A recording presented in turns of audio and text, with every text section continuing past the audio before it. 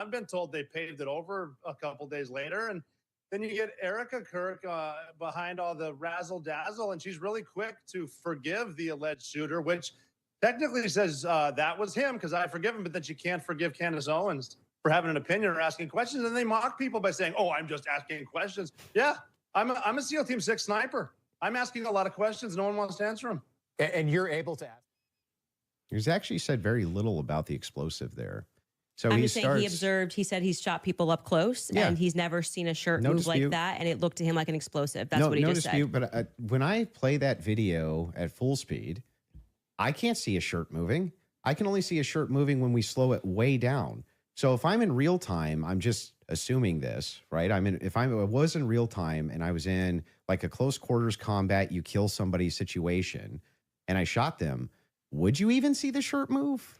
Well, I just feel like 5 minutes ago, you were arguing that it was because the bullet carried air. Now you're saying you don't see the shirt move at all. Yeah, but if you slow it down, the disbursement of air, that's where you're going to see it, right? It's going to be very quick, very, very, very, very fast. Yeah, and then that's not what I saw. And clearly it's not what he saw. And he thinks that there could be an explosive. So I'm just saying to you, people disagree with you. Your opinion's not a fact. That's all. I understand. I think that's a good place for us to, if we have another break, and then we can keep answering your questions. Yeah, I think, sounds good. Perfect. We'll do a quick 3.5-minute ad break. We'll be back for the last segment. Cool. All right, thank you. When we set out to create a shoe that blends comfort, function, and luxury,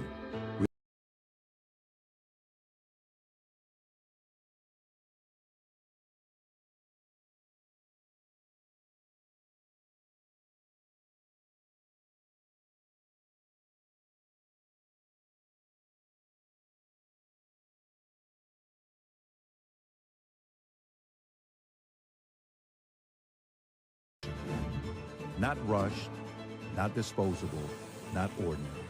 Rather, intentional, luxurious, timeless.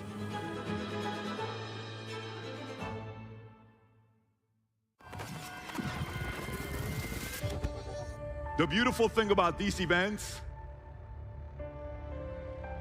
you know how quickly it goes? Like this. Is everybody ready to get started? I've helped over 10,000 business owners grow and scale their companies. I'm just passionate about watching entrepreneurs create great business. When you get guys like Jerry Rice, that was his work ethic. We were able to do some great things on the football field. The single most important trait I had was a healthy dose of delusion. And that delusion is sometimes also referred to as self-belief. When I can do something that I love, that is good for business, and I can make content out of, that's my trifecta.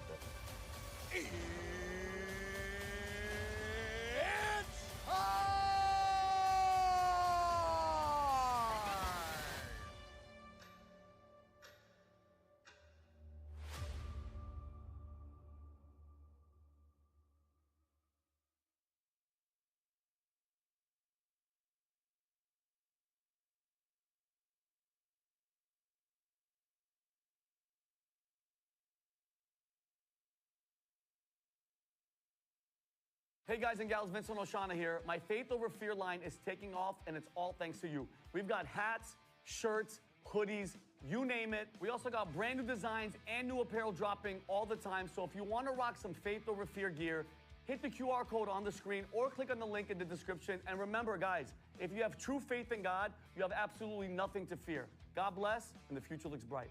Many times when people think about valuetainment, all they think about is a podcast, but it's a lot more than that. It's 9 companies working together on an 11-acre campus. If I was to give you a virtual tour here, you'll see the HR department hiring, talent acquisition. We have full-stack developers that are working on Connect and HireMetrics. We have a full-fledged events team that puts together events with thousands of people. We have a merch department designing the latest product. We just launched the FLB shoes made in Italy. We have a marketing department. And if you go to the complete opposite side of the building, 50, 60 people making calls, working for David Consulting, sales, setters. And then on the complete opposite side of the campus, there's a full-on production company with editors, shooters, creating content, doing podcasts. Then you can drive down a couple miles and go to our private boardroom cigar lounge with members only. Regardless of what it is, working at Valuetainment Every day is a surprise. You could be walking into work and right next to you is a governor, is a billionaire, is an athlete. We are hiring aggressively, but vitamin isn't for everybody. For the right person, this could be the last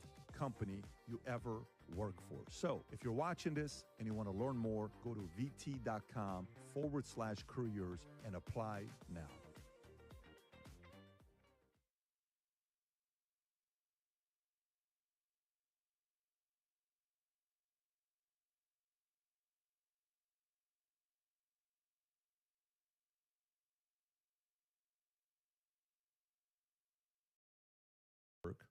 And Candace, your position was he's a patsy. Tyler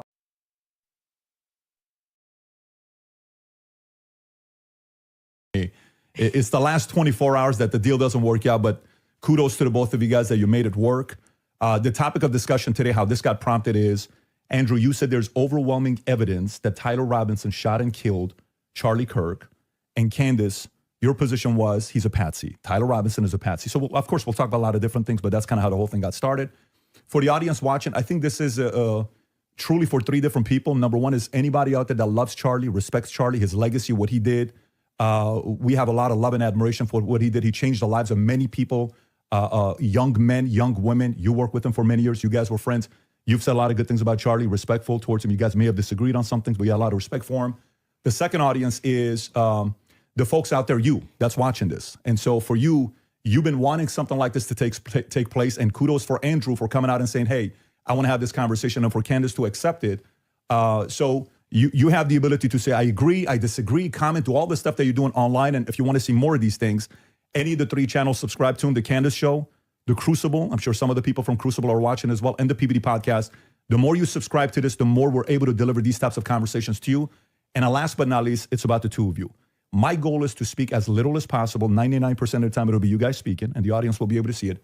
If I jump in, just so everybody knows on the back end, both have agreed. In the back, there's 3 people representing Andrew and 3 people representing Candace to do fact checking. So at any point, if somebody makes a claim, the other can say, can we fact check this? I can jump in and say fact check this. Even the folks in the back can say fact check this. So it is a very fair conversation that we're having here. And so with that being said, kudos to Michael Knowles. Your name was mentioned a lot. You missed out right now. The last 10 minutes, we talked about you. There's a lot of love and respect here mutually from both parties, all 3 of them here. And then, of course, the great Joe Rogan that started this conversation. And he also volunteered, but it ended up being this format that we have here today. So with that being said, Andrew, your claim is overwhelming evidence that Tyler Robinson killed Charlie Kirk. Opening statements, opening comments. Sure. And what I mean by overwhelming is I just find it very convincing. I think that's what most people mean when they say overwhelming evidence. So I have a brief opening statement. On September 10th, 2025, Charlie Kirk was murdered. Many of you already know a lot about the events which occurred after Kirk's death. You remember the ghoulish laughter, celebrations, and madness we saw from leftists all over, from TikTok invasions, debates, posts on social media, destruction of memorials, and things like this. Within weeks of Kirk's death, a cottage industry began to form, peddling various alternative theories on how he died. What special interest may have killed him, what nations were involved, and was our own government one of them? Because this was the first nationwide traumatic event in Gen Z's lifetime, the demand for answers was severe and palpable. The leading theory from the conspiracy verse is that Israel worked with the United States government to murder Charlie Kirk. Within a day or two of Kirk's death, Ian Carroll claimed that Israel killed Charlie Kirk, and the conspiracy caught on like wildfire. This theory was built on one misleading piece of evidence. That in his final days, on or around September 8th, Charlie sent a text message reading, Jewish donors play into all the stereotypes. I cannot and will not be bullied like this, leaving me no choice but to leave the pro-Israel cause. This was sent in the context of a platforming dispute regarding Tucker Carlson. From this scintilla of misleading information, it was speculated that Israel killed Charlie Kirk because he would have successfully opposed the Iranian war. Now, that's a fun theory, and who doesn't like a good, fun conspiracy theory? I like them. But there is no evidence that Israel actually killed Charlie Kirk. And if Candace has some, I'd like her to actually show it to me. I'm open to suggestions, but to date, there hasn't been any. There is, however, tons of evidence that a leftist killed Charlie Kirk, just as Charlie feared they would. I believe Charlie Kirk, and I have the receipts. No, I didn't have a dream where he came to me and told me that the left killed him. No, he didn't come to me a dream and say, Candace Owens betrayed him. That never happened. In fact, I don't need dreams of any kind because I hold in my possession never before seen messages from Charlie Kirk to the security team on September 9th, 2025. I'm going to share the message with you today, which is the first time this information's ever been publicly revealed. On September 9th, Charlie's security team wrote to him, yes, law enforcement has been fully supportive and agreed to a security plan and posture. Tomorrow's event will be covered by both my team and the campus PD. If additional support is required, patrol units will be available. I have 11 on site. Charlie responded with this, okay, great. Remind them that they are there for one person's security only, because I'm somewhat worried the left is trying to kill me. That was a message sent September 9th. Whatever could he have meant by that? Well, I think he meant exactly what he said, that he was worried the left was going to try to kill him. Now, we'll discuss this more later on in the debate, and maybe I have more never-before-seen evidence that exposes just how wrong and, in my opinion, idiotic many of these conspiracy theories have been. But that's what happens when you rely on what's called the evidence of the gaps. In other words, they don't have evidence, they seem to just make up evidence. And what did they make up? Well, in my opinion, kind of whatever lined the pockets.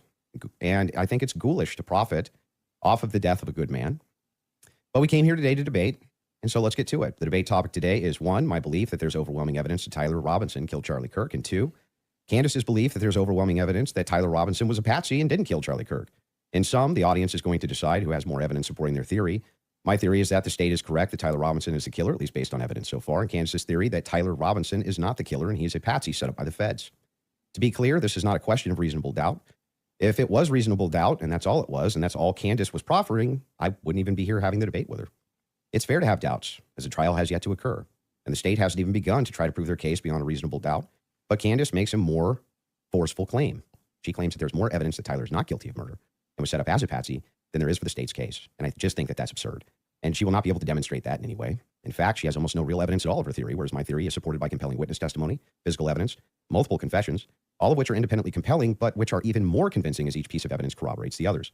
You'll notice the term overwhelming was included in both theories. This is because Candace demanded I defend my use of that term, which I think is fair, in describing the evidence against Tyler Robinson. She, on the other hand, only wanted to defend her theory as merely viable. That is, until I showed her clips in which she said she believed the evidence of her theory, that Tyler Robinson's a patsy, was supported by overwhelming evidence. Only then did she agree to defend that position. Regardless, we're both defending the claim that there's overwhelming evidence on our side, so it's worth defining that term. When I say the evidence against Robinson is overwhelming, all I'm saying is that I mean that as of right now, I find it very convincing. I see almost no evidence at all, only speculation on verified claims and suggestions of things that could merely be hypothetically possible. Dreams, vibes, feelings, things like this. Almost done, by the way. I have no problem defending the state's case and welcome Candace bringing up any challenges she would like, but if I'm honest, the reason I was willing to pay the $300,000 for this debate was to finally have a chance for someone to demand Candace be held accountable for the unbelievable theories and claims she's been making. Candace's investigation is indistinguishable from a leftist operation. She couldn't be doing more damage to the right if she were trying. She uses her considerable platform to relentlessly attack one of the most influential conservative outreach organizations for young people, and she's making a mockery of the online right-wing commentary class. She's harming Republicans in an election year by dividing them. She's attacking the very organization Charlie spent his life building, and she's attacking the people he loved, including his wife. And it cost me $300,000, but today I hope that she finally answers for some of that. Thank you, Andrew. Candace? Did you get it out of your system? I did. Okay, great. Well, I'm not going to waste time with the preamble because I think I just want to get to the substance of the debate, and I will just speak to the audience. I've obviously had an audience since we've been covering this case. People know that there was a personal friendship between me and Charlie, and diminishing the pursuit of something that makes sense regarding what happened on September 10th by throwing it to this is just people who are conspiracy theorists. These are people who are just trying to generate clicks. I don't think that people should be satisfied by that. I want people to remember that it's important to think. We've been lied to by the government a great many times over, just the last couple of years, if you just think of the things that we've learned about our government. And I do want to say this. What's been the most disturbing element, I think, for everyone is that not only does the narrative not make any sense, which I'm going to demonstrate, I need to waste time with the preamble going through the points or trying to insult you or pretending that I've been running a podcast saying it's just dreams and vibes like I'm Miss Cleo. And that's the reason why it's taking so many influencers. It looks like $1 billion industry of influencers to dispute everything Candace says. It's not because I'm on my platform saying I had a dream last night. I don't think I think that diminishes you as an argument. Obviously, we have presented a lot of evidence. You just presented a text message and said this is evidence. Well, that's how this entire thing began. You're talking about how Israel got into the conversation. It was because immediately after Charlie died, one of the first things we saw was this push to make us all think and remember how much he loved Israel. It's because the prime minister of Israel, who's fighting like a 27-front war, felt that he needed to come do a little mini tour and to be, strangely, to state that I did not kill Charlie Kirk, but nobody was having that thought that I can remember. Nobody was going, I wonder if Bibi Netanyahu killed Charlie Kirk. And then we had a round of influencers who lied and said Charlie was not changing on Israel, that he wasn't having any disagreements regarding that topic, that the day he died, he just loved Israel so much. And I demonstrated via a text message, which you just mentioned, and you're now contextualizing and pretending it was just about Tucker Carlson, which is not true. It was a part of a broader shift that Charlie was having over the last, I would say, actually on your show, it began since October 7th, which is when I began asking myself more questions about Israel as well. And so, yeah, when all of these things happen in the immediate aftermath, and then I drop a text message after everyone is denying that, Tucker Carlson then comes out and confirms the conversations that he had with Charlie. Megyn Kelly then comes out and confirms the private conversations that she had with Charlie. People then begin to ask a reasonable question, which is, why are we lying about this? If they were forthcoming with that and they had said, hey, yeah, Charlie was starting to ask questions. I think after October 7th, it's reasonable that people are starting to re-examine our relationship with Israel. We wouldn't be here today. But it has been lie after lie after lie, debunk after debunk after debunk. Yes, I did share that I had a dream that Charlie was betrayed. It's not a dream anymore. It's a reality. I look at what the organization has become, the people that they are partnering with, the lies that they are telling, the extraordinary people that they're sending out to say that I hadn't speak to Charlie since 2018, and it begins to look like a conspiracy. And just as a historical fact, that entire term was created by the CIA to gaslight people after the assassination of JFK. So it's not exactly one that makes me nervous. Like calling somebody a conspiracy theorist is essentially saying that they demand further answers. They're not accepting the Fed slop. So I'm grateful that you came today. I don't need to, like I said, take cheap shots and discuss your manner of debate or your strategy. And I'm also grateful that you shared that you had that text message today, because everybody watching knows that I have been demanding not a debate, just an open conversation with Turning Point USA. They should be here. It shouldn't be you in that chair. It should be the person that took Charlie's place, maybe Erica Kirk, maybe Andrew Colbert. He's a spokesperson. And rather than doing that, they send us another influencer. So let's see how it goes. Just out of curiosity.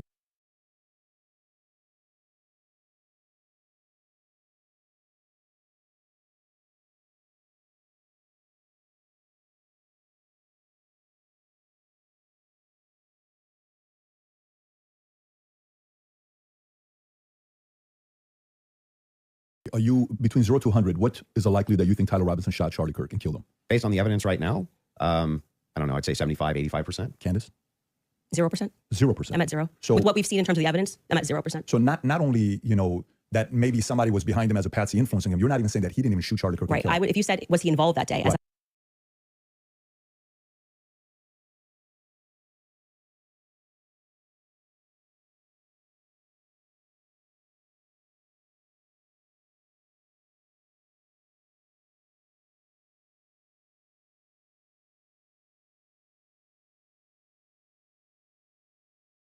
I have consistently said on my platform, I would say yes, he was. I don't know what role he played, but as the shooter, 0%. Do you have any evidence for it? For what? My percentage? The fact that he didn't.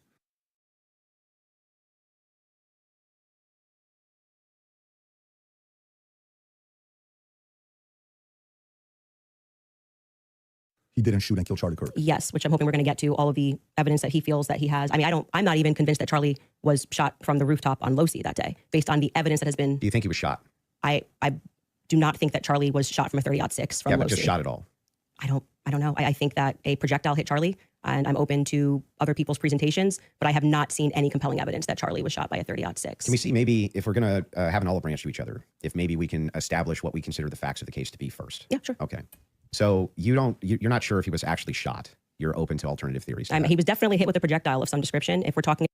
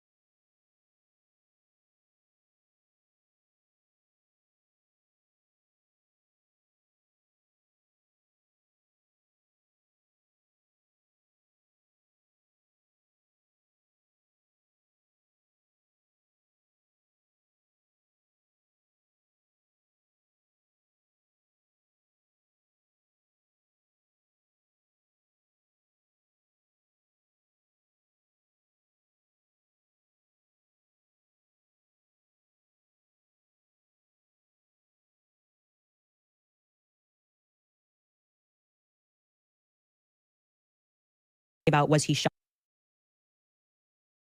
from a gun, a 30-06, I would say definitively no. Okay. It defies common sense to think that he had a Superman neck, and even if he did have a Superman neck, which has been demonstrated, I think actually recently a YouTuber actually set up Valhalla steel cages and shot it and it went through. So under no circumstance will I. So at least not a 30-06. Definitively not. A 30-06 from Losi, 150 feet. No. But you're not necessarily closing off the avenue that he could have been shot at all. With maybe a smaller caliber. Okay. And then there's some things that I'm going to make concessions on that I do think we need more answers on, and I'm fine with that. And we can get to those things as well.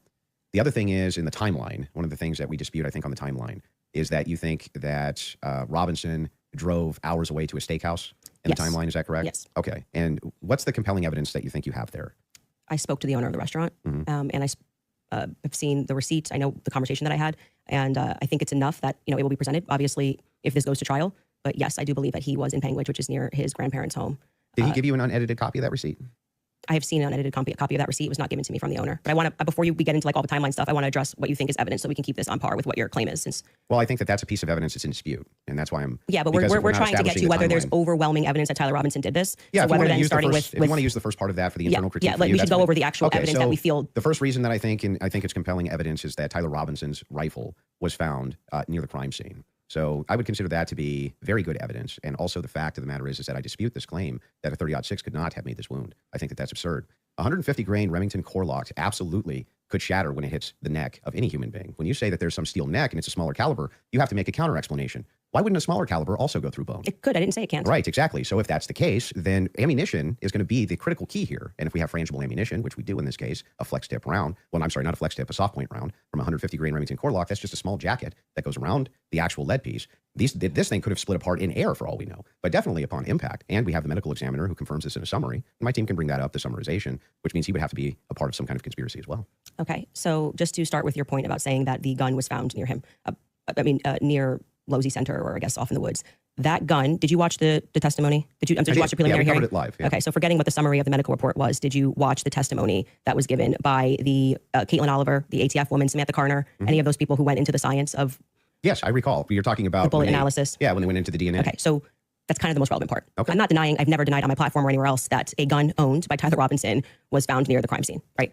That doesn't remove it. If you think somebody set up as a patsy, you could take a gun out of this room right now and you could walk out and plant it in the woods near a crime scene. Like, that's not convincing evidence. I concur with the fact that that's a possibility. So you I think have said on a platform that you were a gunsmith. Mm-hmm. Okay, and for how many years? Many years. For many years. Mm-hmm. You also said that you were an Army sniper. I wasn't a sniper in the Army. Okay, and I never said that. Sorry, your wife tweeted that you were an Army sniper. Yeah, I don't know. Like 15 years ago, she said something. Does it change 15 years later? She said that it was colloquial. So Army sniper is a colloquial term? Yeah, I was never an Army sniper. Okay. What did you do in the Army? Did you teach? She then corrected and said you taught rifles in the Army? No, I didn't teach rifle. No, I taught rifles as a private citizen. Okay. Mm-hmm. And I was an NRA instructor for many years. So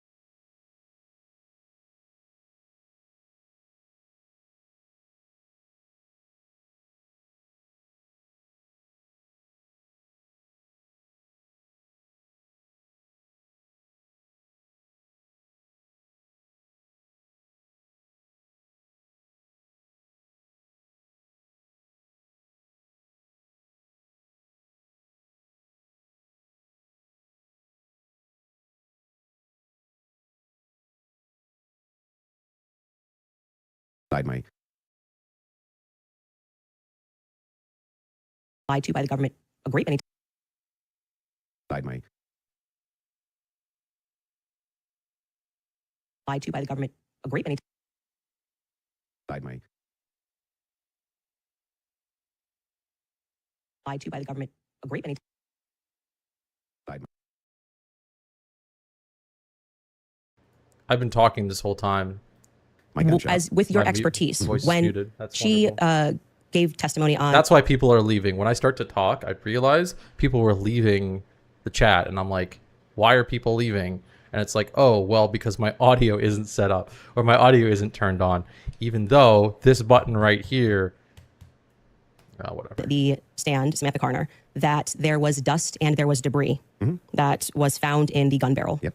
And then when we had the person who, and this was, I believe, Caitlin Oliver, who explained painfully about the DNA, the prints. Well, let's start with a point in time. I'm not done. You said something, so I'm going to finish my thought, right? You don't want to do a point in time? No, well, sure. If you want to respond to, Well, I want you to respond to 2 points. debris. I want you to start with 2 points. Okay. Dust and debris in the gun barrel. Yeah. Secondly, the fact that there were 5 sets of prints, 5 plus actually by the end of the testimony, 5 sets of prints for which we already had the woman who worked for the FBI forensics testify that above 2 prints, if you're taking a sample, it's no longer a science, right? She testified that when they took the sample of what was on the trigger, they saw 5 plus prints, and among those 5 plus prints, Tyler Robinson's was the most degraded.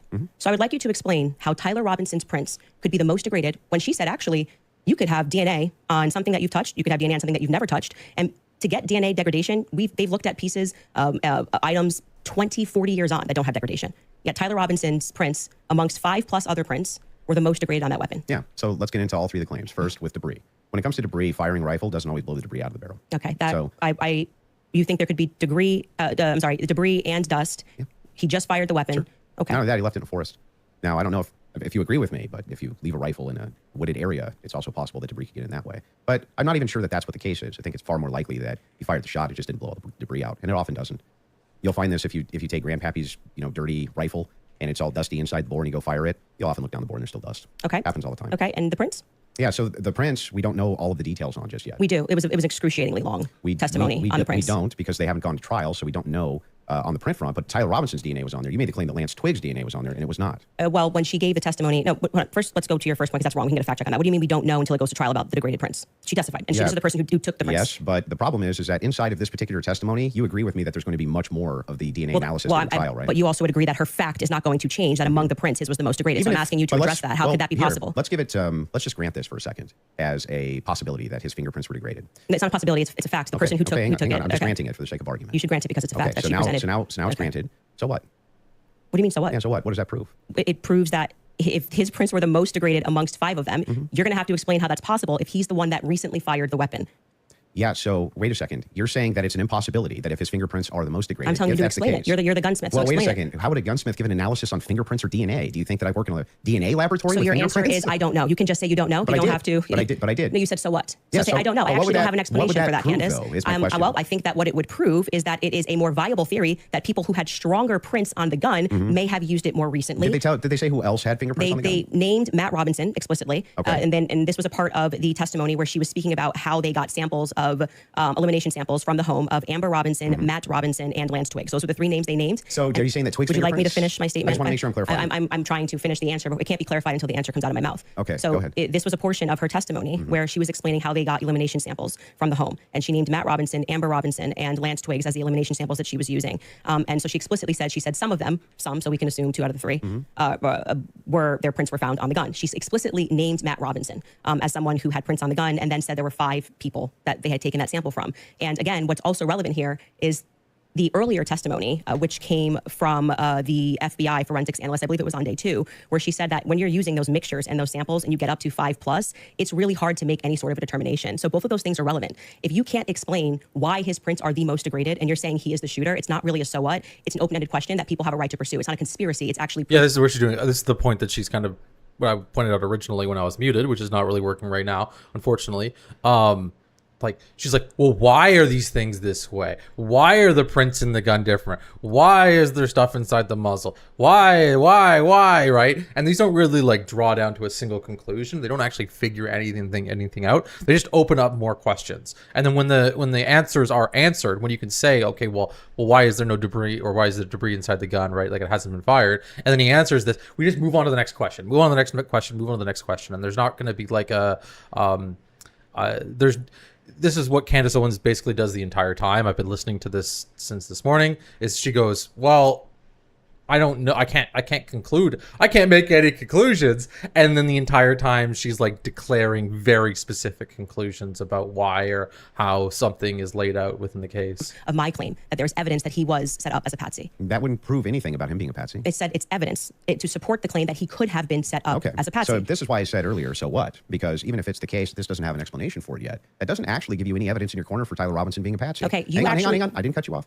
right? You would need to actually explain how this would demonstrate Tyler Robinson. This is tied into Robinson being a patsy. Are you claiming that these fingerprints were Lance Twiggs or that he had any DNA there? I'm saying that it could be Matt Robinson, it could be Amber Robinson. That sort of information is going to come out during the trial. How would that tie into the idea that he's a patsy? Yes, because if his is the most degraded prints and the information that I shared on my platform is true, that this gun was given to Tyler Robinson as an heirloom. I had conversation with members of the Robinson family, Twiggs family, both of them. You know, like I said, we're not just dreaming. And if we're having those conversations and they told me that that gun was only given to Tyler Robinson because it was a family heirloom. Okay, so it was his grandfather's gun or great-grandfather's gun. I don't remember the difference. I don't remember which one it was. And so he got it because he's the firstborn. So, but he's not much of a shooter, is what I was told. And so he has this because he inherited it, essentially. So if I get something from my grandpa and I put it up on the shelf and I own this, you could see that could be. How do we get to the patsy part?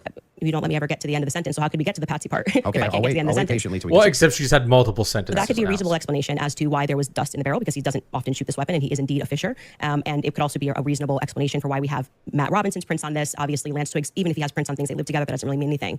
But that could demonstrate that somebody took his weapon and put it somewhere. His prints are the most degraded. Somebody else's prints, there's more presence of somebody else's prints, and that could demonstrate that somebody is taking items from his house and putting it into various places. But it also could demonstrate nothing. So the problem that you have here is that this is pure conjecture. No, this is not evidence that Tyler Robinson is a patsy. It's only evidence that you have conjectured up that, well, if it's the case that these are the more degraded prints, then therefore that means must be patsy because dad's fingerprints on gun. I didn't say must be patsy. Describe how this actually links in to Robinson being a patsy. Okay, I just described that for you, so I can explain it to you, but I can't understand it for you, so I'm going to move on from that. But to just go back to your point about this is not evidence, you can't make that claim because the entire basis for why you think that there's evidence for Tyler Robinson being the person that took the shot. Like one could say, like Candace Owens is like epistemically broken as a human being. She doesn't seem to have any like any path between here is what I'm saying and here is the thing. Like she says stuff is evidence, but it's not really evidence. It's just like questions, you know, like why is the cookie jar lid off? Oh, because you stole a cookie. And it's like, well, no, the what we can come to a conclusion with the cookie jar's lid being off is that possibly somebody took the lid off the cookie jar. Like these are things that can, like, we can't derive that a particular person took the lid off and it took the cookie and then his intent was to kill themselves because they were going to eat too much sugar, you know, cookies. It's just like, these are just like conclusions that are far beyond the initial single layer analysis of, okay, what's the next thing that comes from it. Is based off of a hearing under Utah 1102 rules, meaning that they are doing the exact same thing that I'm doing. This is the state. You said you're here to represent the state. Well, did you watch the preliminary hearing? I didn't say I was here to represent the state. The state's position you think is strong and convincing. What I'm here to do is represent my own opinion. You said in your opening statement, based on the evidence presented so far by the state. The state has presented evidence under Utah's 1102 rule. But this doesn't demonstrate any patsy No, that's very important because that rule is hearsay. So you can't say at the same time, Candace, you're not allowed to. And what that means under the Utah rule, which I'm sure you know, because I'm sure you watched the preliminary hearing and yourself understand what that means, is that the entire hearing was hearsay. It means none of that information that was presented is going to be allowed. The majority of it, the overwhelming majority of it, is not going to be allowed at the trial. They're allowed to present.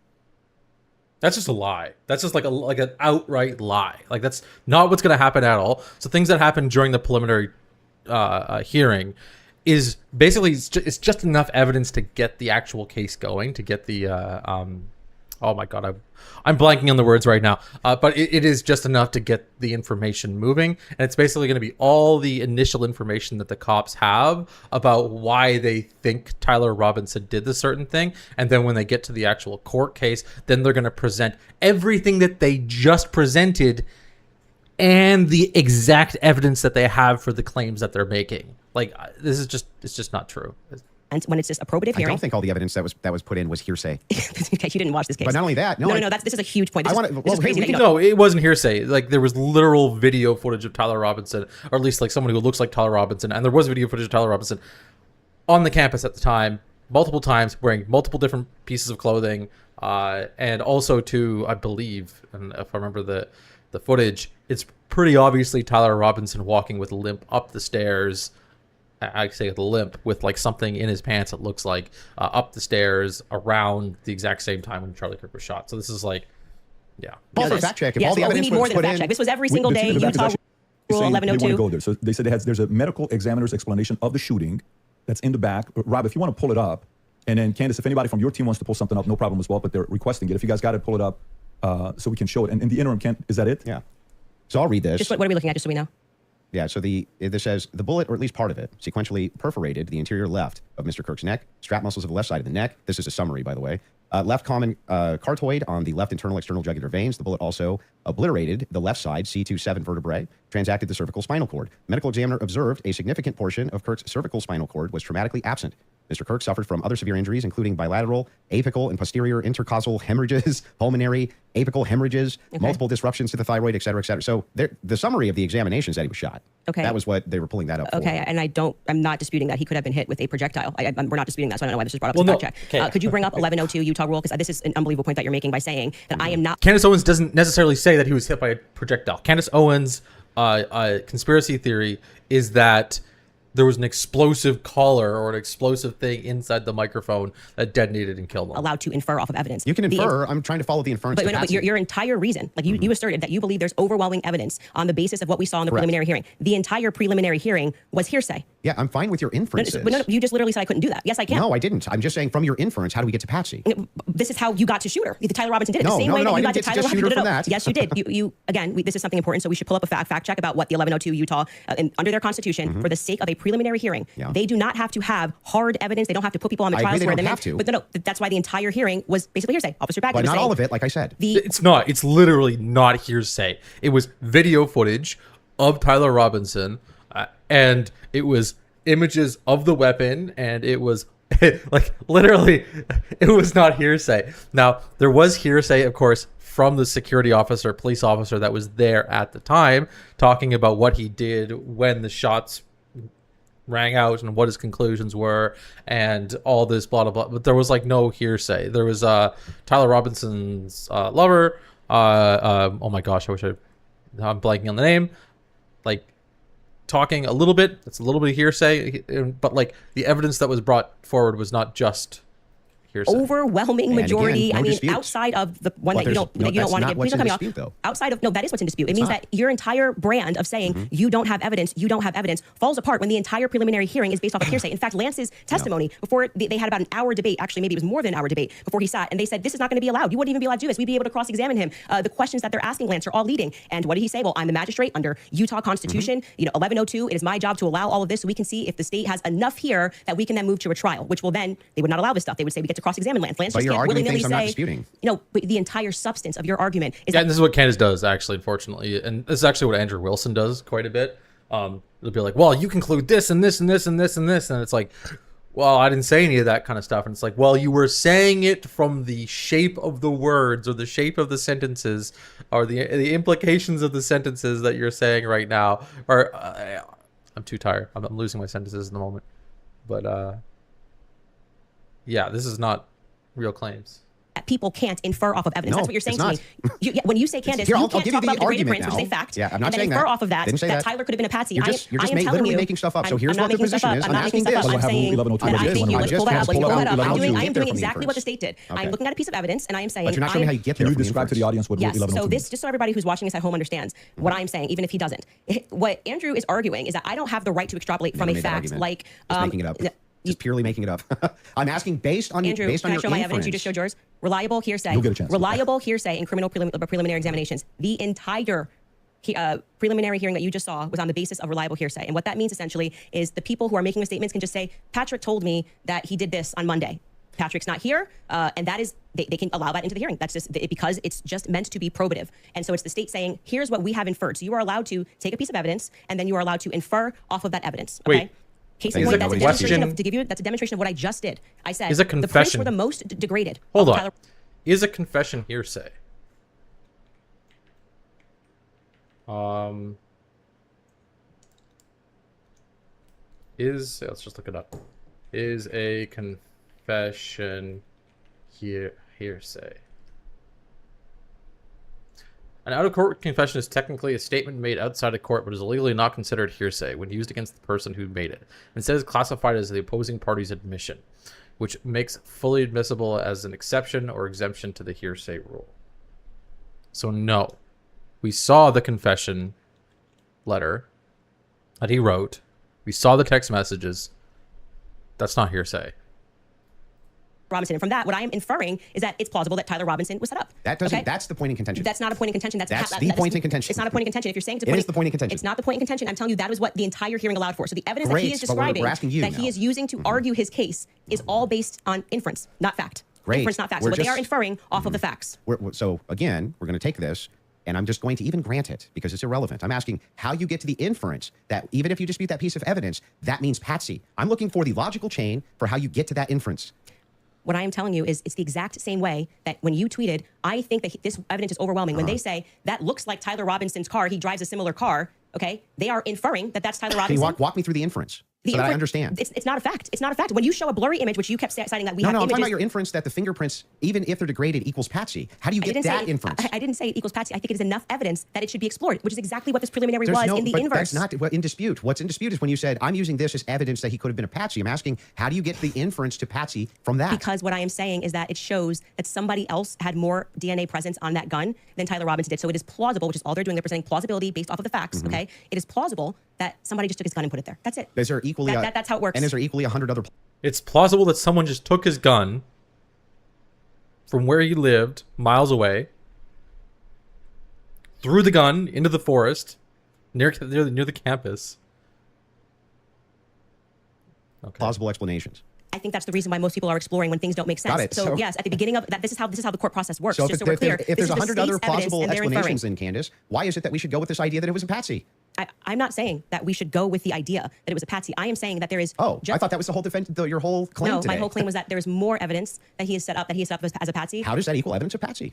I don't know how many times I can say this. Like I'm saying that I am using the exact same mechanism that you are accepting for some reason in the Utah courtroom. Yeah. Right. To say I'm going to look at the evidence and I'm going to infer an alternative theory. So you just saw the states and you're accepting it, and they have not presented any concrete facts. You listed on your own Twitter that what you found to be convincing was something that looked like his car pulled into the driveway, a blurry image. No, I didn't. The standard white guy coming up the steps that could literally be anyone. This never happened. Can we get a fact check on that? Can we pull up his tweet where he goes over I the didn't say that's what convinced me. When you actually didn't say it's what convinced me, but you said this is the evidence that you found to be. Yeah, she's just lying. This is overwhelming, and you named, I believe, actually 5 things. I think you said it was his car. You said it was. Well, there's multitudes of things that I find. You just said you didn't say it, evidence. so we're gonna get a fact check on that. You did. Go ahead. You said the blurry images coming up the steps. Quite literally, when Officer Bagley testified, when I'm talking about making inference, this is the most I thought was the most absurd testimony I've ever heard. And pardon me, it was actually David Hull. They asked him a question: how did you know the guy in the maroon shirt was the same as the guy that came up the stairs later that was wearing the American flag black shirt? And he said, they're wearing the same shoes. Why is that absurd? That's how you decided these two are the same people. Oh, wow, what a scientific. They're both wearing Converses. Okay, that's an absurd thing to say. That is not evidence that these are the same people if we're both wearing Converses. That was what he said. That's what flew on the stand. But I still don't understand how that would be absurd. If somebody, it's an absurd thing. For instance, if somebody were to change their clothes but keep the same shoes on, wouldn't you utilize the shoes to try to track that person? The idea that on a college campus, 2 people wearing this totally different outfits but both wearing Converses can't happen is such an absurdity that I don't even need to argue that. I'm just going to let people deal. Why is it absurd? Just concede that point. Obviously, it's absurd thing to say. I'm not I know sure, these are the same people because they're both wearing Converse. Yeah, I'm not sure if in context that's what happened. But even if it is, you can get a fact check on it. But even if it is, again, if we're utilizing inferences, whenever we're dealing with logic and we're dealing with making a logical inference, we're going to take the entire collaboration of evidence and then we're going to make inferences from that. You would do that with any type of logical proposition. Otherwise, you could never have a true or false claim. You just told me I couldn't. So when that never happened. You're just making stuff up. So anyway, when we're talking about logical inferences, what I'm looking for is the logical inferences that you have that Tyler Robinson's a patsy based on a totality of evidence that you have. We can keep going through your other evidence. We should find his tweet where he lists the reasons that he was convinced. So let's start with the 30-6. I think that's fine. Your team's looking for. Do you remember how long ago that was? The tweets of the 5. Did you delete it? Or no? No, Did you delete tweets. Okay, cool. I just look for. He said it was his misspelled. car. It was his. It was the car, and it was definitely the staircase photos, and it was when the trial was going on. Okay, she has it. Perfect. If you got Skylar has it. If you want to pull it up so we can see it. Somebody said, so give me the clear evidence right here. I want you to provide it right here. All I heard from the investigator was, we believe this to be Tyler Robinson. Is belief something you go as a fact? You wrote the car pulling in. That's a totally blurry image. Robinson getting out of it. You have no idea if that's Tyler Robinson. The fact that he is seen 4 other times on camera, the fact being just a standard white boy with brown hair was seen walking up staircase. The DNA on the roof, we should discuss that. And on the screwdriver that he left behind, it's overwhelming, man. Yeah, but that's not an exhaustive list. Well, just so we're clear, you did tweet it. But it's not an exhaustive. Yeah, well, just 5 seconds ago. You should concede. You said I only said this one thing and said that was overwhelming, actually. That's not what I said. It is. You can even pull your own clip. Can you fact check if that was said or not? I did not hear her say So the thing is funny here is like we still aren't getting to any of these inferences. So why are you pivoting? But just say you're wrong. It's cool to say I was wrong. I'm not wrong. So back to the tweet aspect here. It was really funny. That's not an exhaustive list of why I find it. I didn't say it was exhaustive. I just said you said it. And on top of it, well, no, you didn't. You said that I only said this one thing and then said based on that it's over. Well, I didn't. You didn't mention that I mentioned the screwdriver, DNA, all these other things. You never mentioned any of that. So no, you're actually incorrect there. But on top of that, moving over to the actual evidence itself. Are you? Yes, I'm okay. Anyway, back to the evidence itself. Okay. Yes, actually, I'm glad you're asserting that you're okay. I wasn't worried about your health. I'm just saying that. I just said you tweeted this. You said no, I didn't. We got a fact check, and now you're like just going to gaslight me and pretend that I said no gaslighting. It wasn't exhaustive. I never said that. I just said you did say this. Zero gaslighting. I didn't say you couldn't have said more, but I would like to address what you said in that tweet. This is your time. If this is how you want to spend it interrogating my position, you can do it that way. I'm just addressing what you asserted on your Twitter was like the hard evidence that convinced you was overwhelming. That's literally That's your not debate what claim. you said. That's not actually, in fact, what happened in that exchange. I was here for it. So what's your position here? Yeah, so my position is that based on all of the evidence, which has been demonstrated, at least all the evidence to my knowledge, that I'm actually not seeing anything that's compelling as an alternative theory. I'm not seeing anything which is convincing me of something otherwise than what the state is presenting as evidence. That's my position. If that's what you're asking me. So just going back to what you did actually tweet, is it fair for me to ask questions about that? Is that the only tweet you're going to ask me about? Well, we're addressing your claim that the evidence is overwhelming, and this is a tweet where you listed what you felt was overwhelming. I think that's fair. But not, right? I feel like that's fair. But not exhaustive, just so you know. And I never said it was exhaustive. Go Even though ahead. you said I did. Sure, whatever you want. But yeah, so going back to that, all of that, as you say to me, well, Candace, why are you addressing and making inferences off of the testimony? No, I never asked you why you're making inferences. I asked you how, with the inference you made, you got to the conclusion. Okay, so I would like to know how you got to the conclusion, and I'm just going to throw it right back at you, because for some reason you permit yourself to do it, and that's what I'm demonstrating, is that you permit yourself to do it, and then you say, when I do it, it's a conspiracy, right? No. How are you able to infer off of blurry staircase images that is Tyler Robinson? Yeah, so in that particular case, what you do is you take that... To be clear, what she's going over and what she's failing to understand, well, she probably actually understands this is like a grifter thing, is that there's evidence that points in a direction toward a conclusion, and then there's evidence that points in a direction away from the conclusion. My camera just decided that it's going to do its thing. So when your evidence, as Candace's does, points evidence, when the ideas that you have point away from a conclusion into absolutely nothing, it makes you look like a retard if you have conclusions, right? If you say, well, I don't know that it's possible that a bullet could hit Charlie Kirk and then bounce off. It seems to me like a bullet that size, my camera, a bullet of that size would go straight through him, you know? It's like, okay, well, that adds a question. That makes a question. But then how does that then follow to Israel? Or how does that follow to Erica being a part of the assassination attempt in some kind of way? He's just like, and she's not drawing a line in between the idea and the conclusion, and that is causing major issues here. And this is where Andrew Wilson just going to jump on it. This is what he likes these kind of like inconsistencies. Evidence, you combine it with other evidence. So it's not just that Tyler Robinson is seen in the staircase. Why are you calling him Tyler Robinson in the staircase? That's what I want to get to. Yeah, because, I mean, we'll just use this. If you don't agree that that's Tyler Robinson, then you would just have to humor me. I think it is, so I'm using the name. But why do you think it is? Because you make everybody, you that's call them literally what I'm conspiracy trying to theorists. explain to you. Okay. So if you're asking for my inference why I think it's Tyler Robinson, is because, A, Tyler Robinson said in his text messages, you'll be able to see me on security footage at the campus. Said it in his own messages. On top of that, Twigs, yes, you can pull them up if you want to fact check that. He did say. Actually, yeah, he did, didn't he? He's, oh, okay. Yeah, I actually think I really did miss that. I'm not saying you're wrong. I don't remember him saying you're going to see me in. I'm paraphrasing, but it was that up? Yeah, You may have it. And by the way, Twigs himself said that he had some maybe a tiny bit of doubt, but it sure looked like Tyler Robinson inside of this various surveillance footage that he saw.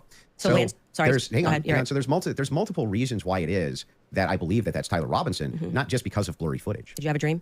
Just kidding. No, it's because I combined multitudes of evidences. Okay, so let's address those multitude of evidences. The first one we're working on a fact check on, because I do not ever remember him tweeting that's me in the staircase. I mean, or texting that's me in the staircase. I think that I didn't say that. I said I literally didn't. What I said is that he texted over, you'll be able to see me in footage at UVU, and I'm paraphrasing, but that's what he said. Yeah, could we get a fact check on that? The second thing you said was Lance's testimony, and actually what Lance says is I'm not 100%. I agree. But in terms of what he wears, again, me pointing out the absurdity, he wears Converses, he wears sneakers. If his boyfriend is not 100%, I'd like to understand why Andrew Wilson is overwhelmed by it. That's what I'm trying to get to. And lastly, I would like to remind you that Lance's statement would not be permitted. This was a huge part of the preliminary hearing, that they were leading. All the questions that were asked of him were leading, so they would be struck down at the actual trial. And also, I would like to remind you that he got use immunity for that.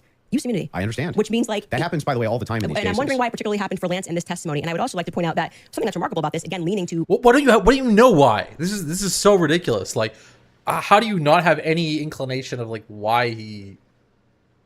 I know. My perspective that Lance has a lot more, which I have said many times. Lance has a lot more involvement than the feds are letting us know. I think more is going to come out because they interviewed him on September 11th, and then for whatever reason, just ahead of what was supposed to be slated as the preliminary hearing, which was initially supposed to be in May, they bring him back to do this interview, which, in my opinion, should have never been allowed. And I actually agree with the defense that it's a violation of his constitutional rights not to allow them to have cross-examined him. But I understand Utah 1102, do what you do. It's all hearsay. But to allow it in that way, for him to just be able to also have use immunity, knowing that he's not going to get in trouble. He could literally get up there and lie about anything, and he's not going to get in trouble because the use immunity was given to him in April, I believe. April 28th is when they gave that testimony to the defense. I think they shot it in like April 20th of 2026. That is not compelling to me for somebody who has use immunity to give a testimony and to say, I'm not really sure, but definitely like he wears jeans and stuff. That's not what he said. He did actually get a fact check on that. Yeah, that's not, he said much more than that. So a couple things we have. We have Rule 801, Tyler's messages, that says it's not hearsay. But first, go to what Candace is asking about Skylar. Yeah. The messages are not hearsay. This is just like, sorry. I think you have it. You just text me if you want to pull it up. You said you have the text. If we can put that up on the screen. Thank you. It was me. Look at the picture. She has to read Mr. it. Surveillance footage. It was me. Okay. I literally said to you, it's not an oof. I said I didn't remember this, and I'm happy to have a fact check on that. Okay. I didn't call for the fact check saying you're wrong. I literally said I don't remember that. Well, I'm just saying to you, like, But this is like vital. This is the problem with much of Candace's like positions here is that she can say, well, I didn't know that he actually said that he was in the surveillance footage, right? Like she can say that, but that just means that she hasn't done her due diligence in looking into the case. I'm trying to be concise for you. And then also bring the 801 that you just said. What was the other one? Yep, the 801. Tyler messages saying it's not hearsay, if you have that as well. There you go. Statements that are not hearsay. Yeah, they literally have a section saying that this is not hearsay. This. What are we saying? It's not Statements hearsay. that are not hearsay. A statement that meets the following conditions is not hearsay. It was hearsay. They said it in the trial. Hang on. Okay. Okay. Is consistent with the declarant's testimony and the declarant denies having made the statement or has forgotten, or is consistent with the declarant's testimony and is offered to rebut express implied charge that the declarant recently fabricated or acted in recent improper influence or motive in testifying. So then wouldn't that mean that a bunch of this wasn't hearsay? So the issue with his I just want to make sure. yeah, Would that mean that a bunch of this wasn't hearsay? So the opposing party, which down the line, like I said, they talked about this for an hour and a half, and they discussed how if Lance was in court and he was giving his first party, giving his testimony as the opposing party, whatever, all of this would be fine. They had an issue with how the questions were being asked and that they were not allowed to cross-examine him. Mm-hmm. So that is why his video testimony would not be accepted in the main trial. And what I said to you is this entire preliminary hearing is under Utah's 1102. So they are allowed to just use hearsay. And No, so you the didn't say judge, that. he You said most of it was hearsay, actually. Yeah, the it was. overwhelming majority. Well, I mean, I'm leaning now into my opinion that some scientific aspects, which they kept asserting, like the federal rule 403 or 402, some of those parts were quite Sounds scientific. like you're backtracking quite a bit. No, I'm not backtracking at all. Let me help you. Where do you feel like I'm backtracking? It literally was done under Utah's 1102. Yeah, nobody disputed that. Okay. What the dispute was is whether or not most of it was overwhelmingly hearsay. Yes, is that the case? it was. Yes, Okay. that's a fact. I'm not backtracking on And that what at are all. the things? How many times did you watch the video hearing? It's like they constantly, I'm 1102, 1102, 1102, 1102, 1102. And the reason for that is because it's allowed. I'm not saying it's illegal. It's allowed at this stage. But I'm just reminding you that when you're going to sit across from someone and your claim is going to be, where is your hard evidence? This is what I heard and I agree with what I'm watching. You are watching the state put on a hearsay preliminary hearing. Hearsay. And all of those things are not going to be allowed, right? Even when they got into witness statements and things of that nature. There's a reason why they swear you in and they say, you swear to tell the truth, the whole truth. Did you, write this statement? So it's the overwhelming majority of what you saw was hearsay because other people were representing other people's statements. They were saying they had conversations. We don't know where it came from. All allowed at this stage. Okay. But it's hearsay. So but even a lot of that stuff may not fall under hearsay under what we just read, right? But the evidence that you're speaking about, like when you say that we're going off vibes, you don't know Tyler Robinson. Okay. His boyfriend is not 100% it was him. So I'm going back to your points that you made that this was overwhelming evidence for you. That doesn't make sense to me. Well, overwhelming just means you can't convincing. consider another option that there could have been another white guy wearing Converses on campus. Yeah. Do you agree with me that I said that what overwhelming means to me is that it's just very convincing to me? Yeah, and I find it to be completely unconvincing. And that's fair. Because I understand that I looked at those blurry photos that they presented and said, your statement on right now is that he's wearing Converses and he also that's just But crazy. these aren't the evidences that I find the most convincing. Well, you said that in your Twitter. Yeah, this is what she's doing. She's like trying to refute positions that she thinks Andrew possibly has or looks as though Andrew possibly has and are not the strongest positions that Andrew has. Because it makes it's like a whole bunch of true statements. It's like if I was in a debate with somebody on the Charlie Kirk shooting, for example, and I went, well, did you not know that water is really good to drink? And it's like, well, okay, but you said that Israel is you said that basically Israel shot Charlie Kirk or Israel paid for or set up the shooting of Charlie Kirk. And then they're like, yes, but didn't you say that you really liked Coca-Cola? And it's like, well, yeah. Didn't you say in a tweet that that you think that Coca-Cola is the best drink out there? And it's like, yeah. Well, then why do you think that water is bad for everybody? And you're like, well, we're not even talking about these things. That's fine. You could just... So Andrew's just letting her yap. Andrew's just kind of letting her yap a lot of this stuff. I think he pushes a little harder later, but... That's not the only thing I've ever said on my Twitter about this case. Right, but the question that was asked of you was pretty direct, right? What did you find this is not an exhaustive list of all the things that I find that's not what you said in the convincing. tweet. You can tweet longer, too. It's not like we're limited now to 240 characters anymore. So anything that I tweet and all other tweets that I've ever made are now excluded because I used the word overwhelming in this one. Well, even though all of this information I've said so publicly over and over and over again is what informs my position for why I'm convinced on the case. That's bizarre to me. I feel like this is Andrew versus Andrew. Somebody asked you a question. What are the points that you find to be the most overwhelming? And you answered. You mean from that particular day of the hearing that I was responding to? Okay, is there something you find to be more overwhelming? Let me ask that question. Yes, okay, that's what I was saying. Okay, go ahead, go on. What do you find to be more overwhelming? Yeah. Can we do this? Do we want to get into it, or do we want to do a quick ad break? Are you guys good to keep going, or I'm fine to keep going, but we can also. Would you like to take a quick break? Doesn't matter to me either If way. we're going into a different topic, that may be another 30 minutes, 40 minutes. I don't want to stop you guys in the middle of it. Let's end on what you find to be more overwhelming.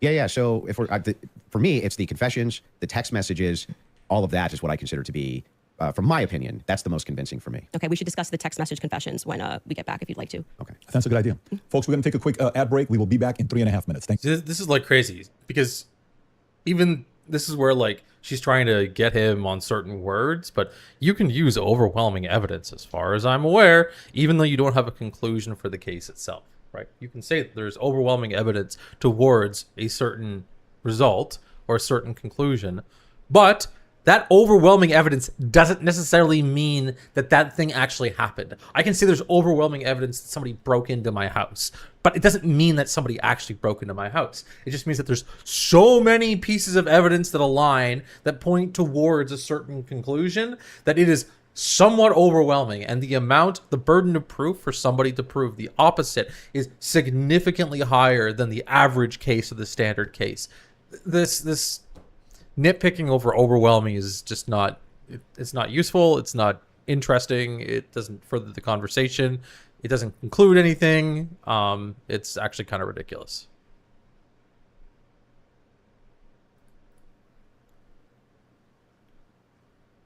On PBD Podcast, do the same there as well. This allows us to have more conversations like this. The mainstream media hates the fact that we're having these conversations right now. You are the mainstream media right now, bro. You got 3 million subscribers.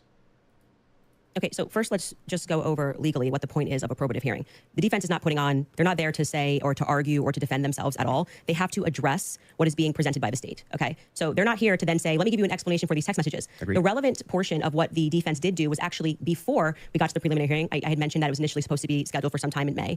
They asked for an extension. That reading through those filings of why they were requesting an extension and why I actually believe their extension should have been granted, because they did not receive discovery on their text messages. That was one of the reasons. There were many reasons why they wanted to have an extension, but this was crucial, right? So forget just the general sense that these messages feel off. And yes, you are allowed to have an intuition. You are allowed to have a sense and just go, this is very weird. We're being told this kid had like above a 4.0, Tyler Robinson. He wanted to get away. I mean, the text messages almost run head to head with themselves. Like he wanted to get away with it. So he thought the best thing to do would be to text a full confession of what he did, down to what I didn't even remember, saying, yeah, and that's also me in the surveillance footage.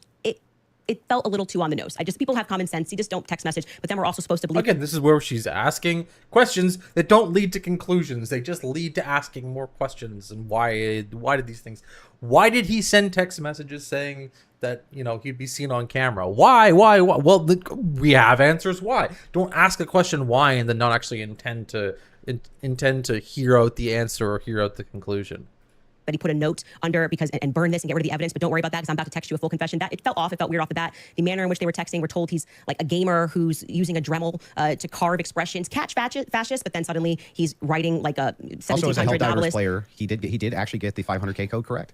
Yeah, I'm not a gamer, so we'll say that if we start debating that, you'll be way over my head. But yes, but my point being is just that first, it's a general sense of why people had a reaction to these messages that seemed like they were written by Jane Austen rather than like a kid who games and writes catch but you see fascists. how that's intuition? That is, I just said that. I said just parking aside the intuition of just something feels wrong here, which you should follow your intuition. You should actually do that. If you say the COVID vaccine is running out, feels like it's coming out too fast, and there's too many celebrities telling me to do it, I'd like to take a pause. That's good. That is, you are allowed to do that. I believe in intuition. But hang on. Let me respond a little bit here because you've been going for a minute. Let me at least respond to a little bit of this. So the first thing is like when people bring up the COVID vaccine, not trusting the COVID vaccine en masse was the science.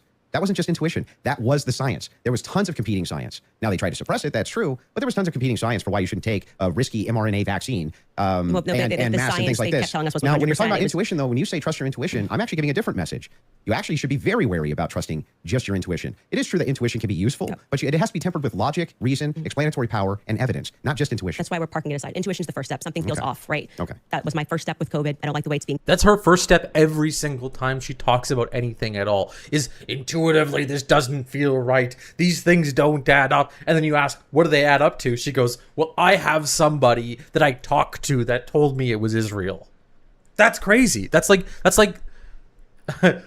it's so crazy that it's even hard to describe how dumb it is or what kind of gap is being made that makes that kind of conclusion. It's something I'm noticing pretty consistently across a lot of these debates, and especially too, you could even say like debates with Andrew Wilson in particular. It's like they make these jumps, we go 1, 2, 3, 4, 5, 10. I go, well, okay, well, why didn't you add 6, 7, 8, 9? Like, why didn't you do that? And they go, well, it's not. They go, it's like an unnecessary. I don't even know what the conclusion is. This is like really. It's like I don't know how to describe retarded gaps in people's thinking, and I think most people don't understand how to describe these retarded gaps. Because if it was like really easy to describe as like a fallacy or as like some kind of logical break or as some kind of I don't know, inconsistency, then I'm sure he would do it. But this is not like it's none of these. A lot of these like conspiracy theories are so complicated and so intertwined with other ideas about what good think is that you can't even undermine the bad think first. She thinks it's okay to ask a question then create a conclusion, and then thinks that he's also doing the same, which Andrew Wilson, I will totally admit, does in many cases. He does ask questions and then come to conclusions after that, like the question about women in general and women's intelligence and capabilities and stuff like that. He asks all these questions. Well, why do women do this? Why do women do this? Why do women do this? Like, that is a fair equivalent kind of analysis and conclusion that you can come to when looking at Andrew Wilson. But when it comes to this specific shooting case, when it comes to this the Charlie Kirk case, like no, the evidence points continuously towards a more focused answer, which is he was shot by Tyler Robinson, and further away and less conclusive when you look at Candace Owens' conclusions or understandings or whatever. I didn't sleep well last night, guys. We're gonna have a rough one today. Push. It shouldn't require a celebrity campaign, by the way. Another element of that is why people don't feel good about the Charlie thing. Why do we have so many influencers saying things? It's over. Why are you guys all using the same adjective? Can you switch it up? I'm overwhelmed. Like, chill. Like, you could say, I found some parts compelling. I think this should go. Like I found some parts compelling. Maybe we should, see at the trial. That would be Don't you think FedSlop's a buzzword for the counter industry? But everyone on the same day of watching this trial, which was, I would say, not overwhelming at all. Nobody came in medium, right? No one came in like there were some interesting aspects. This was a little suspect, but I do think it's enough to go to trial. They all came in like they were passing away and we're going to die from being overwhelmed. Well, they're trusting their intuition. Okay, well, actually, in that scenario, they're looking at the preliminary hearing and have a reaction to it. It wasn't their intuition. But like I said, parking aside, just getting to the substance. Parking that aside. Parking aside, just your general intuition. Sometimes might be text messages. When they start talking pretty slow and paced and stuff like that, so I can pull it to 1.25 and it sounds okay. Once they start getting heated, I gotta slow it down. Look at the filings, which came from the defense, and they were requesting an extension saying, we have gone to the prosecution and we have requested all of this stuff in discovery. Yes, you are saying that you took Lance's phone, okay, and that you collected his phone on September 11th and that you sent it off or whatever. You took a picture of the text messages, and we are being given these text messages to review. Crucially, Kathy Nestor said, I have not even been given access to my client's phone during this hearing. She said, I haven't even given access to my client's phone. She can't tell you, as a part of the discovery request, it's not enough to say to me, Candace, I just got a text message from Candace, and I say, I didn't send that text message. Maybe that's what her client's saying. We don't know because we're not at the trial, right? Maybe he didn't send those messages. Could there be someone who logged into his Discord? Could there be someone who logged in to his Apple? Really George could be sending text messages right now. We are married. He has every login that I have. And remember, he's up for a death sentence. So if I'm able to sow reasonable doubt with common sense, he may come during the trial, and when they actually have to address these points, say, I did not write those messages. I was here. Lance, my boyfriend, was logged into my phone, logged into my Apple ID and my iCloud sending messages. I know that we have the capability because my husband does it. He has the capability to send messages from my phone. It is not convincing to the public. So then who is it? What is the conclusion, Candace? Who is the one actually making the text messages? And what evidence reduces down to which person is doing the texting, right? Even if you follow that line of questioning, it still concludes, or at least points to the fact that Tyler sent the text messages. When, for whatever reason, the FBI combined with the SBI, it was not the prosecution's fault. They made that clear during that hearing, would not allow them that discovery request to be able to see where did that message come from? Because you're saying my client was here, right? I want to know if that message actually was generated from his iPhone when he was waiting to retrieve his, rifle, hoping that the pooch doesn't have a bad sniffer, like just weird messages. I want to make sure that, yes, it was actually him. He was holding his phone and his boyfriend didn't just log in to his computer when he was home. Lance was his boyfriend. That is a crucial fact here. That discovery was not met by the time we got to preliminary hearing. So I remain unconvinced by these text messages. Just as you feel convinced by them, I feel unconvinced by them. Okay. So then the idea here is the reason that you don't think that these are valid text messages, and you don't, right? It has not been proven that these messages are valid, and they don't sound valid to me. I don't think anyone, even if someone was selling like a, I don't know, pot on the corner, would be smarter than to write a full-fledged confession. He even writes, I thought I would... Wait. He's got some good upper body strength. Look at this. Like a... I don't know. Oh, no, wait. Okay, I thought he picked both his feet up on the corner. Would be smarter than to write a full-fledged confession. He even writes, I thought I would get away with it, and I was hoping never to tell you until old age. And then we're being told that he wanted to commit suicide. And okay, but he just said he wanted to get away with it, but he's not smart enough to, I don't know, maybe not text it's such a confession like we've never seen. I think this would be like the first time. It was a time, as far as I'm aware, it was a timed confession. Like, he didn't actually mean to send the text messages. He just thought that, I don't know what he thought. I think he thought that he was gonna shoot, and possibly if he got arrested, then the text messages would go out. But if he got away, he was gonna stop the text messages from going out. As far as I'm aware, that's, but no details I gotta pull from ever that. Somebody has start to finish written an entire, I'm in the surveillance footage and I'm here and I'm wearing my Converse. I'm being a little facetious here, but it was a little ridiculous. It didn't pass a sniff test for me. You have kids and you love them more than anything. I do. If it was the case that you thought that your kid was innocent, wouldn't you be out telling everybody and their brother that you thought that they were innocent? And also, wouldn't you maybe recant and say, hey, he didn't actually confess to me. He didn't actually, none of this happened the way that the state is presenting it. What would have prevented the parents from testifying? Well, two things I can answer that. And if you watch my show, I keep telling you it's not vibes. So right after the shooting happened, Lance Twiggs, the FBI put him into a safe house they paid for. They went to the parents as well, to Matt Robinson and Amber, basically said, your life's at risk. There could be somebody who jumps up and wants to avenge Charlie Kirk. And, we're going to watch you. And they went into two things I can answer that. And if you what happened next is that they started thinking that the feds were maybe going to, maybe not as honest as they thought. And how do you know any of that? So you gotta watch the show, right? Yeah, no. How do you know that? I had a source within the Robinson family. You have a source, an anonymous source, of course. So there's no way she's got a lot of anonymous sources for us to verify that what you're saying right now is actually even true. Do you find it to be reliable hearsay?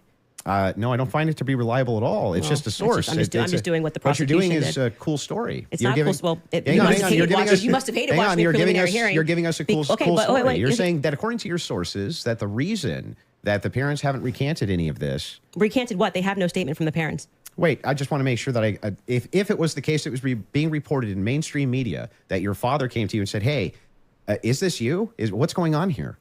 And then he and one of his buddies took you in where you turned yourself in. You wouldn't go out and be like, no, that's not what happened. That isn't what happened, though. You're just wrong on this. Okay. Maybe I'm paraphrasing. What am I wrong on? So what is your, sorry, just so I'm clear, where is your evidence that the parents turned him in? Well, no. I didn't say that. You said there's the mainstream media? I said with a sheriff friend. Yes. But the father did confront him. The father confronted what? Tyler Robinson.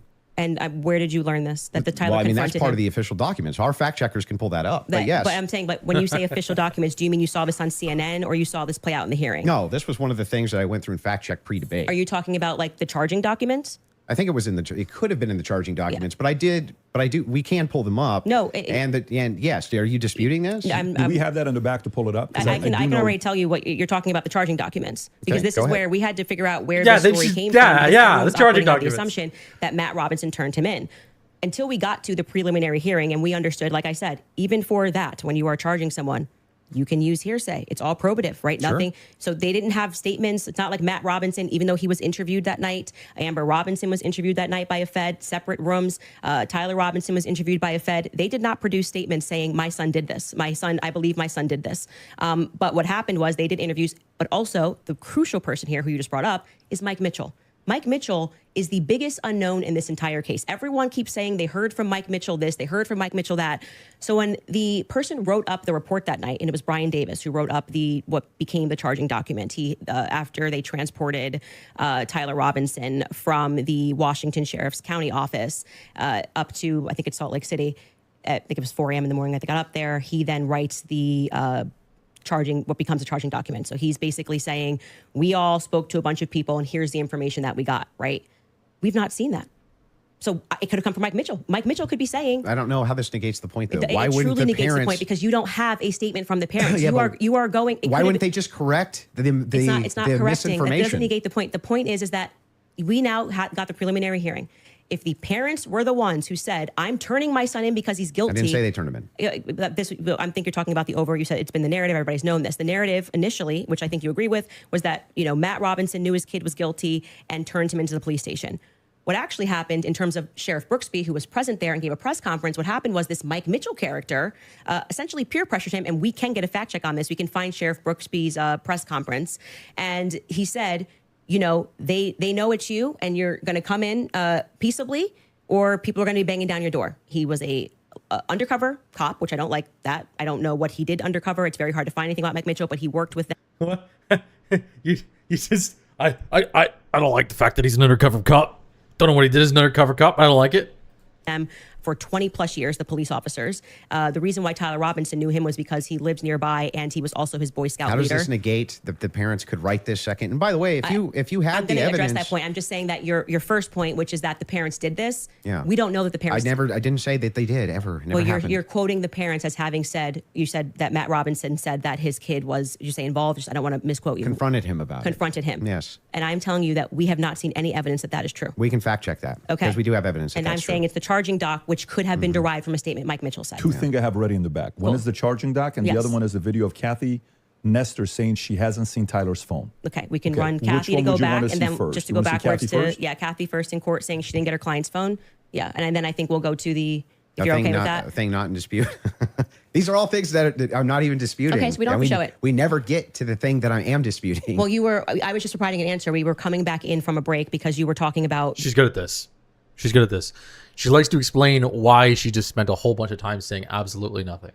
The text message is something that you felt was concrete. So it was just my rebuttal to you that it's not concrete because they haven't had a chance to actually answer that. And she didn't even get to see your client's phone. So that's effectively, again, the state saying these messages are real. You don't get the discovery on these messages just yet. She will during trial. They will actually get discovery on the messages. Don't you think that would make their case fall apart if it was the case that they weren't able to actually pull the data off the text messages? Do you think the prosecution would go to court with fabricated text messages? It's called winners and losers. They may not be fabricated, but by the way, as what they are saying, like I said, if there was somebody logged into his phone, they may not be fabricated. That's the point. So let's get to the parents fact check. Well, then what evidence is it that somebody logged into his phone? Yeah, so I was saying, right? I believe what you're talking about was derived from the charging doc, which was signed off by Brian Davis. Let's pull it up. Let's see if that's correct. What are we looking at Robinson's mother explained that over the last year or so, I'm sorry. Can you zoom in a little bit? Is this the charging doc? I can't see it. Robinson's father reported that when his wife showed him the surveillance image of the suspected shooter in the news, he agreed that it looked like their son. He also believed that the rifle that police suspected the shooter used matched the rifle that was given to his son as a gift. As a result, Robinson's father contacted his son and asked him to send a photo of the rifle, which makes sense with the text messages. Robinson did not respond. However, Robinson's father spoke on the phone with Robinson. Robinson implied he planned to take his own life. Robinson's parents were able to convince him to meet at their home. Yes. So this is proving my point. This is from the charging document, correct?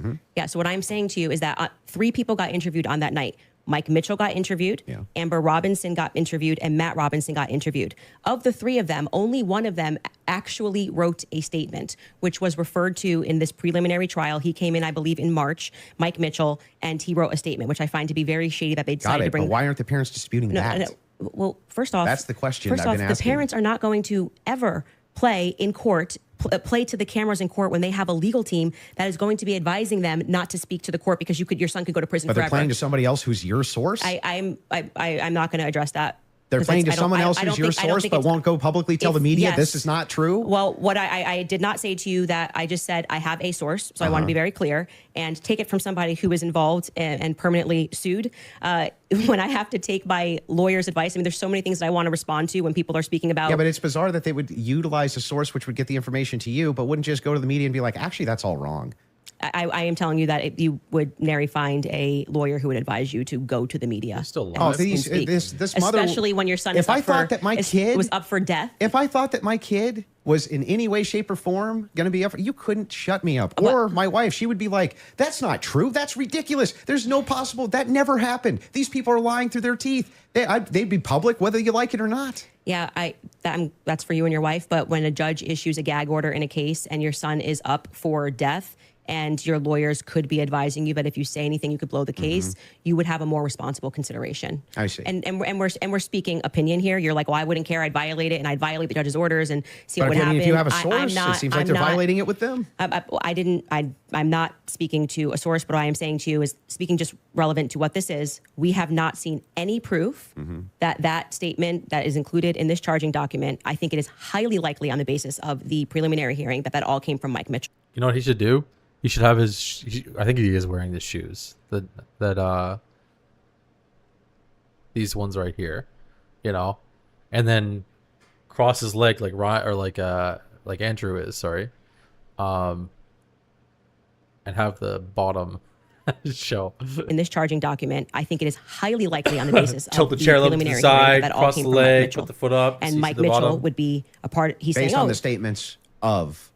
It's him saying the parents told me this. The parents could dispute that. That's going to come down the line, right? They're going to be able to seat the parents. I will say this, putting together context clues. If the state had it on, 100% certainty that Matt Robinson and Amber Robinson said it, a 5-day preliminary hearing would be a good time to say we have enough evidence. And I can tell you why Matt Robinson made this statement, and here is his statement that he signed. That would have been a good time to present that evidence. That would also be a good time for the defense to say this is totally fabricated. No, it's not. It's the wrong time. Why couldn't they? That is completely the wrong time. Why couldn't they? Because what they're doing is they already said they didn't receive discovery. They literally can't. They literally can't because they can't. They did not receive saying that discovery. they didn't receive that information? No. They just received the text messages. But in order to... That's not the text messages. The probative information. Yeah, we're talking about the information that we just reviewed. That's not the text messages. They never presented it. The state never put it on. Yeah, they didn't. The defense could easily still have presented this. Yeah. No. They could have said they're no. They're not allowed to. Are you sure? In a preliminary hearing, yeah. the defense is engaging with whatever evidence the state decides to put on. They did not put this on as evidence. Brian Davis was up there. So they're not allowed to present anything? They're responding to the state's evidence. I'm asking, are they allowed to present anything? They are allowed to say... Like if there was a conspiracy that they could prove right then and there, would they present that in one of these hearings? No, it wouldn't be the right time for that. I disagree. I think that they not only could do it, but they would do it. In fact, when I talked in depth with my attorney, they said that's exactly, if you had actual evidence that there was fabrications by the feds, that's exactly when you would introduce that. So when in the document that they filed yesterday or a couple of days ago, the appropriate, like what you're doing at this stage of the hearing is the state is saying we have enough evidence that we think this needs to go forth to trial. Hence the reason that there's this extraordinary, we allow hearsay because it doesn't really need to be perfect. It can be enough that we feel like we can move forward, right? And okay, I disagree with that in general when somebody's rotting in prison, but whatever. The next phase is for them to meet in court and for the defense to essentially present an argument to the state that says, we find this filing to be defective in and of itself. We don't even have to defend ourselves because you, the state, have enough, you know what the laws are on the books, and this filing is defective and you should get rid of these charges because they don't make sense based on what you can decide based on a law on the books. So then that's why they then file the dismissal, right? So in the dismissal, what they're doing is they are engaging, and this is what was widely misinterpreted. Well, yeah, they're engaging as it's a hypothetical. If this is hypothetically true, then so X. they're saying all of these charges. I'm not disputing any of that. So that's what you're asking. Why you're saying could they just put what I'm asking specifically is like who could shut parents up who are like, no way, there's no possible, this never happened, this is ridiculous. They would be shouting it on CNN. They would be shouting it from the rooftops. They would be losing their minds. And you're like, nope, the gag order would be enough to keep them quiet. Not enough for them to talk to your source, but enough to keep them quiet. I think that that's quite ridiculous. But I'll even concede this whole point to you. Let's just say maybe this was misconstrued, right? There's a little bit of reason to doubt it because we're still waiting for the evidence for trial. If that's the case, then why not take the same standard for the evidence that you present? You're just waiting for trial. Well, you didn't do that. Wait a second. We're here. Wait a second. I just want to make sure that I got this right. That's your argument to me, right? My argument to you is what? Your argument to me is that, hey, wait a second, Andrew. There's not enough here that convinces me. right? Well, that's actually my rebuttal to you, is that you are saying, why are people engaging in what you term to be conspiracy theories? No. I term it to be thinking. They're just thinking because they're recognizing there are a lot of holes in these stories and that this is not strong evidence, right? This is the reason they're doing it. I'm explaining to you, this is the reason that they're doing it. I'm addressing what you view to be overwhelming evidence. And by the way, I want to be clear. That which convinces me. Yeah, well, but thus far, every point that you've brought up, every point that you've brought up, did you feel like this is beyond a reasonable doubt? I mean, you realize remember what I said in my opening. Going to be it's not beyond a reasonable doubt. It's just what I find convincing is what I find overwhelming. So why are you so upset when people say they don't find it convincing? If that was the limitation of the claims that you made, if it was just, wait a second, there's a little bit of problems. There's some problems in this case that I have questions for that I want answers to. Nobody'd have a problem, actually. Least of all me. I would be the least likely person to have an issue with you, any of your fans, anybody saying. In fact, I've had tons of Discord calls about this. My position's always been clear. Of course, conspiracies exist. Some of them have way better evidence than others, but I've seen them myself. I know conspiracy. In fact, the federal government has hundreds of thousands of laws about conspiracies. They see them everywhere. We both know this, right? That's never what the problem is. The problem is when you make claims outside of, well, wait a second. I'm just questioning evidence here. I'm just questioning what the state's case is here. I'm just asking questions. It's when you make claims outside of that, where you claim that there's good evidence or good standards you should believe because, and then it turns out that it's all nonsense or it's wackadoo stuff or it makes no sense. And when we have a chance to cross-examine your evidence that you've presented, I'm going to show a lot of that. A lot of this conjecture that's based on literally nothing, that leads from no inferences whatsoever. Like you couldn't even infer it logically.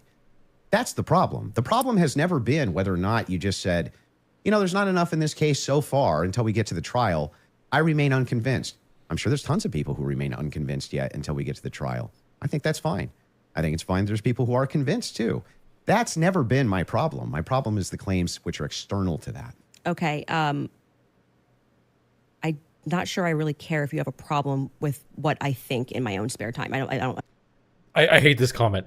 What she thinks in her own spare time, when she publicly says to people on her show is her spare. This is crazy. I understand this lecture that you just gave. But beyond that, what I'm saying is that the state is allowed to use. This is what my problem is. You guys are not like, yeah, you guys think while it's still legal. You can. You are allowed to do that. So, but anyway, going back to think while it's you saying I wouldn't have a problem.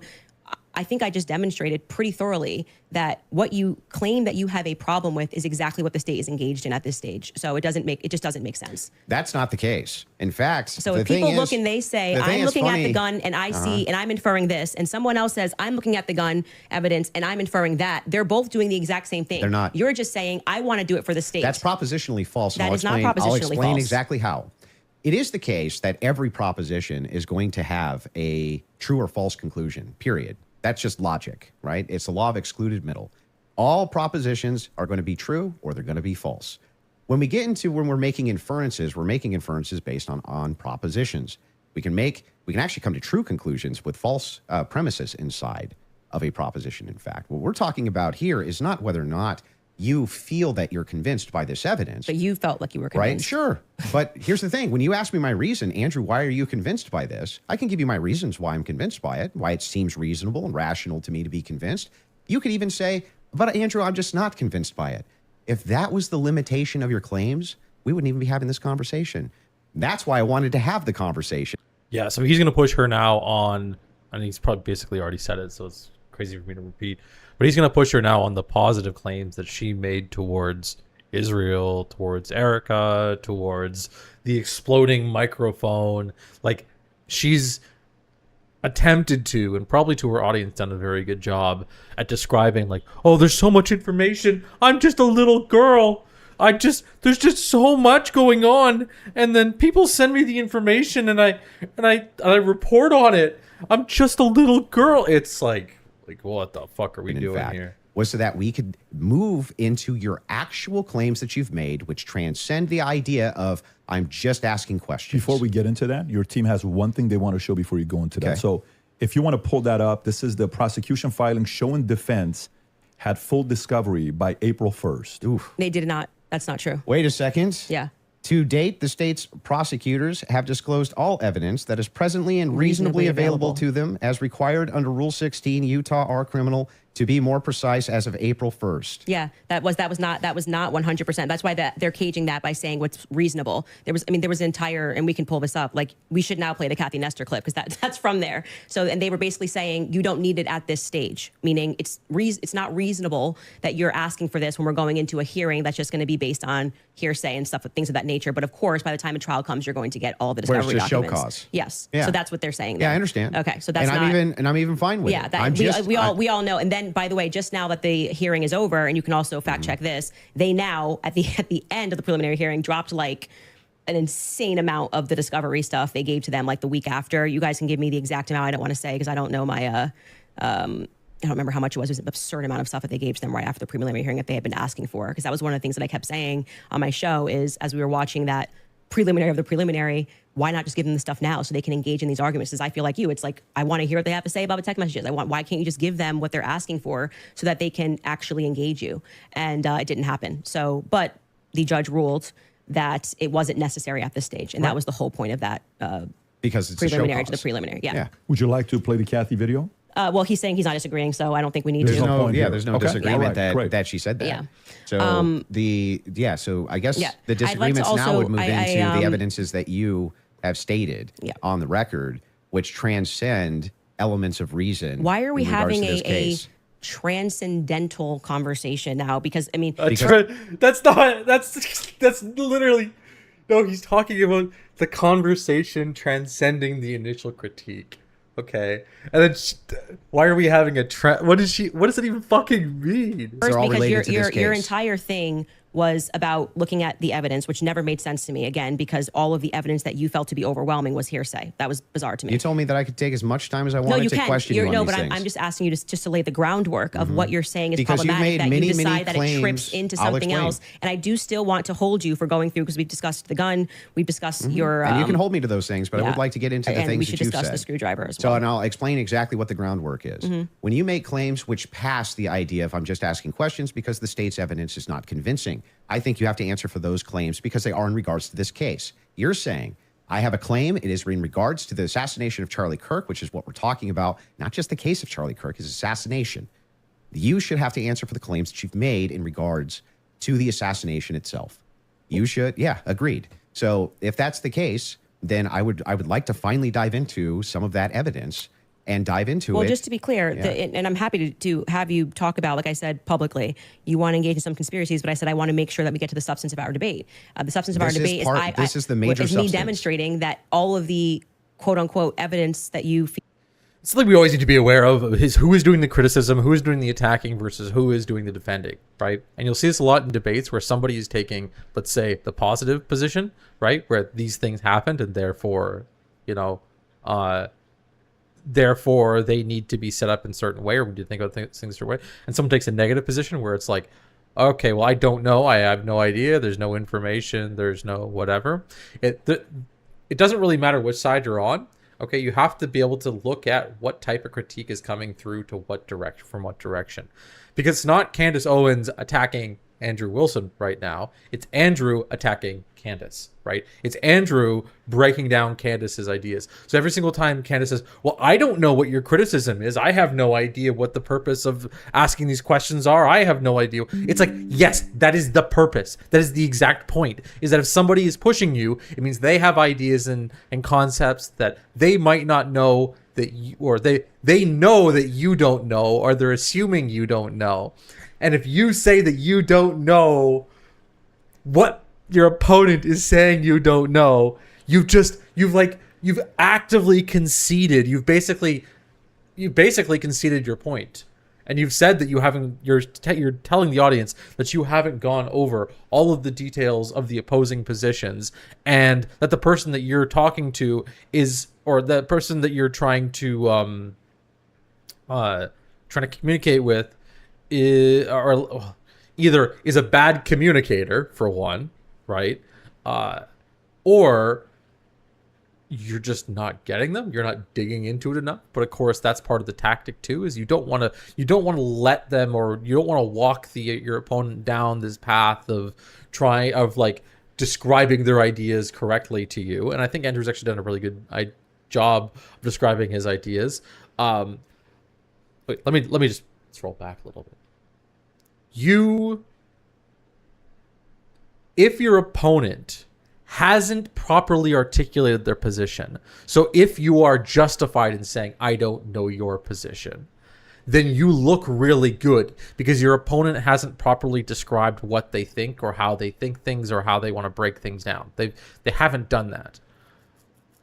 But if they have, like in this case where Andrew has a very clear position and a very clear question, and you're going, well, I don't know what you're going for, you look like an idiot, right? Because you've just been given all the proper information. You've just been given all the criticism, which is the criticism of her positive position. And then you still don't know what the criticism is. You still don't know what the issue is, right? This has to be, I don't think I'm properly articulating it here because it is a very difficult one to properly frame, but you have to be aware. If I have a problem with what you're doing and I describe very clearly what that problem is, and then you turn around and you go, I don't know, the solution is only, or the problem is only one of two things. Either I'm a bad communicator or you are a bad listener and haven't fully thought out your ideas. There's no in between. Feel that you have, which demonstrates that Tyler Robinson shot Charlie Kirk. You don't find convincing. I get it. It's been invalidated by the. Well, it's not that she doesn't find it convincing. This is where Andrew's just wrong. She doesn't know the details, she doesn't know the epistemic humility that you must approach information to have these conclusions, right? If she did, then she would draw the lines between the ideas that she's presenting and the core facts of the matter. But she won't even start that path. She just declares that those things are there. And again, Andrew does this a lot too. I'll point this out. It's totally fine. Like, I mean, that's totally fine. It's like, it's something that we can't just give Andrew credit for, or we can't really give him credit for just exposing here, because he does apply it himself in many of his debates. But this is like what Candace is doing. This is like what she is actively doing, independent of all of their credentials and all of their experience and all of their background and stuff like that.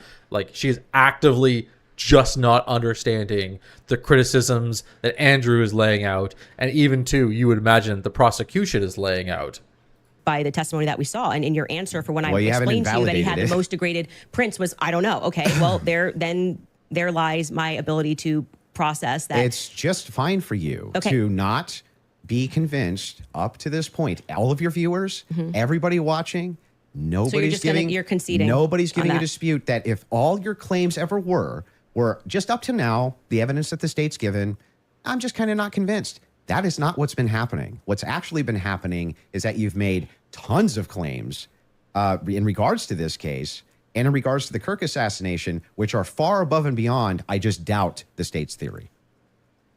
Okay, yeah, I mean, sure. I do doubt the state's theory. I also am welcome to say what I think. You know, if you want to move into opinions, if you want to talk about Erica Kirk, if you want to talk about Turning Point USA, I'd like to talk about all and of get it. into it, I'm totally happy to do that. But I just want to say that, like, I do not feel, because I've said what's important to me is that we exhaust this topic first of our actual debate claims. I do not feel that you sufficiently have argued that the evidence is overwhelming. Candace, question for you. But I am sorry you feel that way. Candace, one question. What evidence do you need to see for you to say Tyler Robinson killed Charlie Kirk? That's a great question. So I actually expected in this preliminary hearing, actually, the inverse of what he was saying is true, right? So this is now the time the state is putting on their evidence. That's the purpose of this hearing, right? The state is using hearsay, but they're also putting on their evidence. So I was just expecting some sort of a slam dunk. Like, we got him on camera taking the shot. At least we have him clear on camera. You're telling me this guy drove 13 hours all around. Like, we can definitely show you a picture that it's going to be beyond a reasonable doubt. Before we even get to the trial, people are going to see and go, oh crap, like, it was really Tyler Robinson. I was expecting to at least see evidence that, because I had reported early on that the source was saying that Tyler did not step foot on campus that day. It is my perspective that he had something to do with something. I do believe he was disposing clothes at this stage, at this phase. I do believe he was disposing clothes. He was involved somehow. I find Lance to be more suspicious, if I'm being honest with you. And also, like I said, the use immunity that was given to Lance by the feds, the fact that the feds didn't ask him any questions, the fact that I spoke with Lance Twiggs' family, and they were like, it's very weird that the feds are not asking him more questions. He's exactly the person that I would imagine to be involved in some stuff. Allegedly, I'll say allegedly.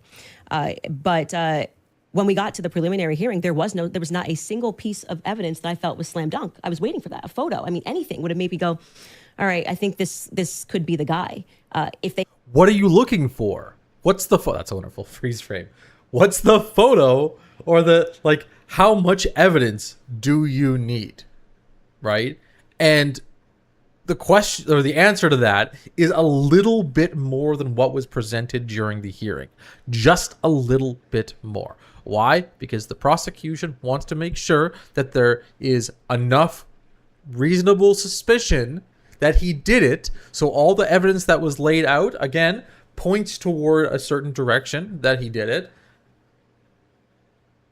And then the actual evidence, the final killing blow, will be done in court. They had handed over the discovery on the text messages, since that was their big ta-da, we've got the text messages. That would be the first thing that I would hand over. But actually, who was holding them up? Like I said, it wasn't the prosecution. They're right to say we were handing things over, and we heard the defense argue on behalf of the prosecution, saying it's not them and it's not the SBI, it's the FBI that's holding on to things. As the FBI took everything. The FBI took the gun, the FBI took initially the screwdriver. And then when I heard testimony about the things that they found that were suspicious, example being the backpack, that's something that really bothers me, that they say they traced the shooter, they traced the route that he went on, and then there was an we know it looks like he's wearing some sort of a backpack. We know that there was an abandoned backpack found at the bus stop in front of a library, and they felt that this should be taken into evidence. They took it. The FBI, this was the testimony of Amanda Baker, I believe her last name is, but you might want to fact check that because I think I'm blending last names. She was the forensics for the FBI. And then she says she gets a call on the 13th and they stop testing on this backpack because they find that the backpack actually belongs to somebody on Charlie's team. But if you know the map of the layout of the campus, you're going, well, what the hell are they doing all the way up? This is nowhere near anywhere. And by the way, that's not an acceptable answer for why you just gave it back. That's why would you give it back? You're acting like no one's ever been killed by somebody on their team before, right? So I found that to be very strange that it was on the exact probably because there's overwhelming evidence that he was shot from a guy on the roof. Route and obviously, I hate this. Yes, these are questions you can ask, but then you can also solve these questions simply by going a little deeper and figuring out what is the purpose or intent of each individual action involved within the shooting. She just keeps asking these questions again, why did they do that? Because this is just asking questions thing. Alleged gunman ran, and that their excuse was, we just gave it back because we heard that this belonged to somebody on Charlie's team. So that to me is, this is why the investigation itself feels underwhelming. Well, who also on the team in particular? Because who matters? When you learn, and this is completely crazy to me, that some of the artifacts that Charlie was wearing were immediately returned to Erica. That's absurd. That is absurd. Everything should be in evidence. When you learn that the car that they carried Charlie in to go to the hospital, they had immediately towed, cleaned, and back up for resale, that's absurd. That should be sitting in evidence. And any police officer that you speak to will say, or a person that's been... Should? The evidence is the shooting, and the shooting happened. What would be in the car? And this is the question that she's going to come up with conclusions about. What would be in the car that matters towards the investigation? It doesn't really seem like it has anything to do with anything. What do they do? Do they hold everybody in the local area? Do they hold everybody's car? Do they block off literally the entire campus so people can't walk through? No, I hate this. Involved in a crime will say, I didn't get my stuff back for years. That had nothing to do with anything. It was just around. And they kept it into evidence until the trial was over, and it has to be approved. I think somebody said by the attorney general has to sign off on giving you those objects back. And we were told this is all fine. And we see, this is just one example, Erica holding the crucifix. That should be in evidence. Irrespective of if you feel bad for her and think she should have it and it's sweet, that should be in evidence. Immediately paving over the crime scene? Is this just the craziest thing ever? This defies common sense. You immediately, and when you heard the guy who did it, actually go up on a podcast and explain. I got the call. They said it was a paver emergency. I've never in my entire career heard of a paver emergency. They had already had someone come up and dig up the dirt. So by the time he got there on Sunday, the dirt had already been dug up for him to lay down pavers. That is what people are looking at and going, this is weird. There needs to be answers for why this was done. And he tells us the call came from the feds and the governor's office. UVU's washed their hands of it. And what he's saying sounds true, because we heard during the testimony, one person described the regions of who was in control of everything. The feds were in control of the courtyard. So in order for anybody to have paved anything, that was federal territory, so to speak. I'm maybe not using that in the best cop term, but the feds were in control of the courtyard. So these are things that I think should be answered for. Why are we doing things differently than you would in any other criminal scenario of keeping the evidence until we know more, until we're confident, the various decoys. I did it. It just doesn't look right. Okay, so go back to the question. So what would you need to see for you to say? Something, if they had, I was expecting, here we have him, he took the shot, here it is. And then I'd be like, great, a clear image of him on the staircase where I'm like, that's definitively Tyler Robinson and he was on campus. We got nothing. We got literally nothing but hearsay of people saying. But you basically get no case. What? You basically no case on planet Earth. You get the, she's been talking for a while, hasn't it? This has been a lot of yapping. I just realized. Got a picture. Here's him with the murder weapon. Right. Here's him taking the shot. Most of this doesn't take place on a college campus that has surveillance everywhere. Yeah, one clear image of his. But I don't understand when you're his asked car plates. If you're asked the question, what would it take to convince? It'd be the same question be asked to me, Andrew. What would it take to convince you that the oppositional is true, right? That he's a patsy or something like that.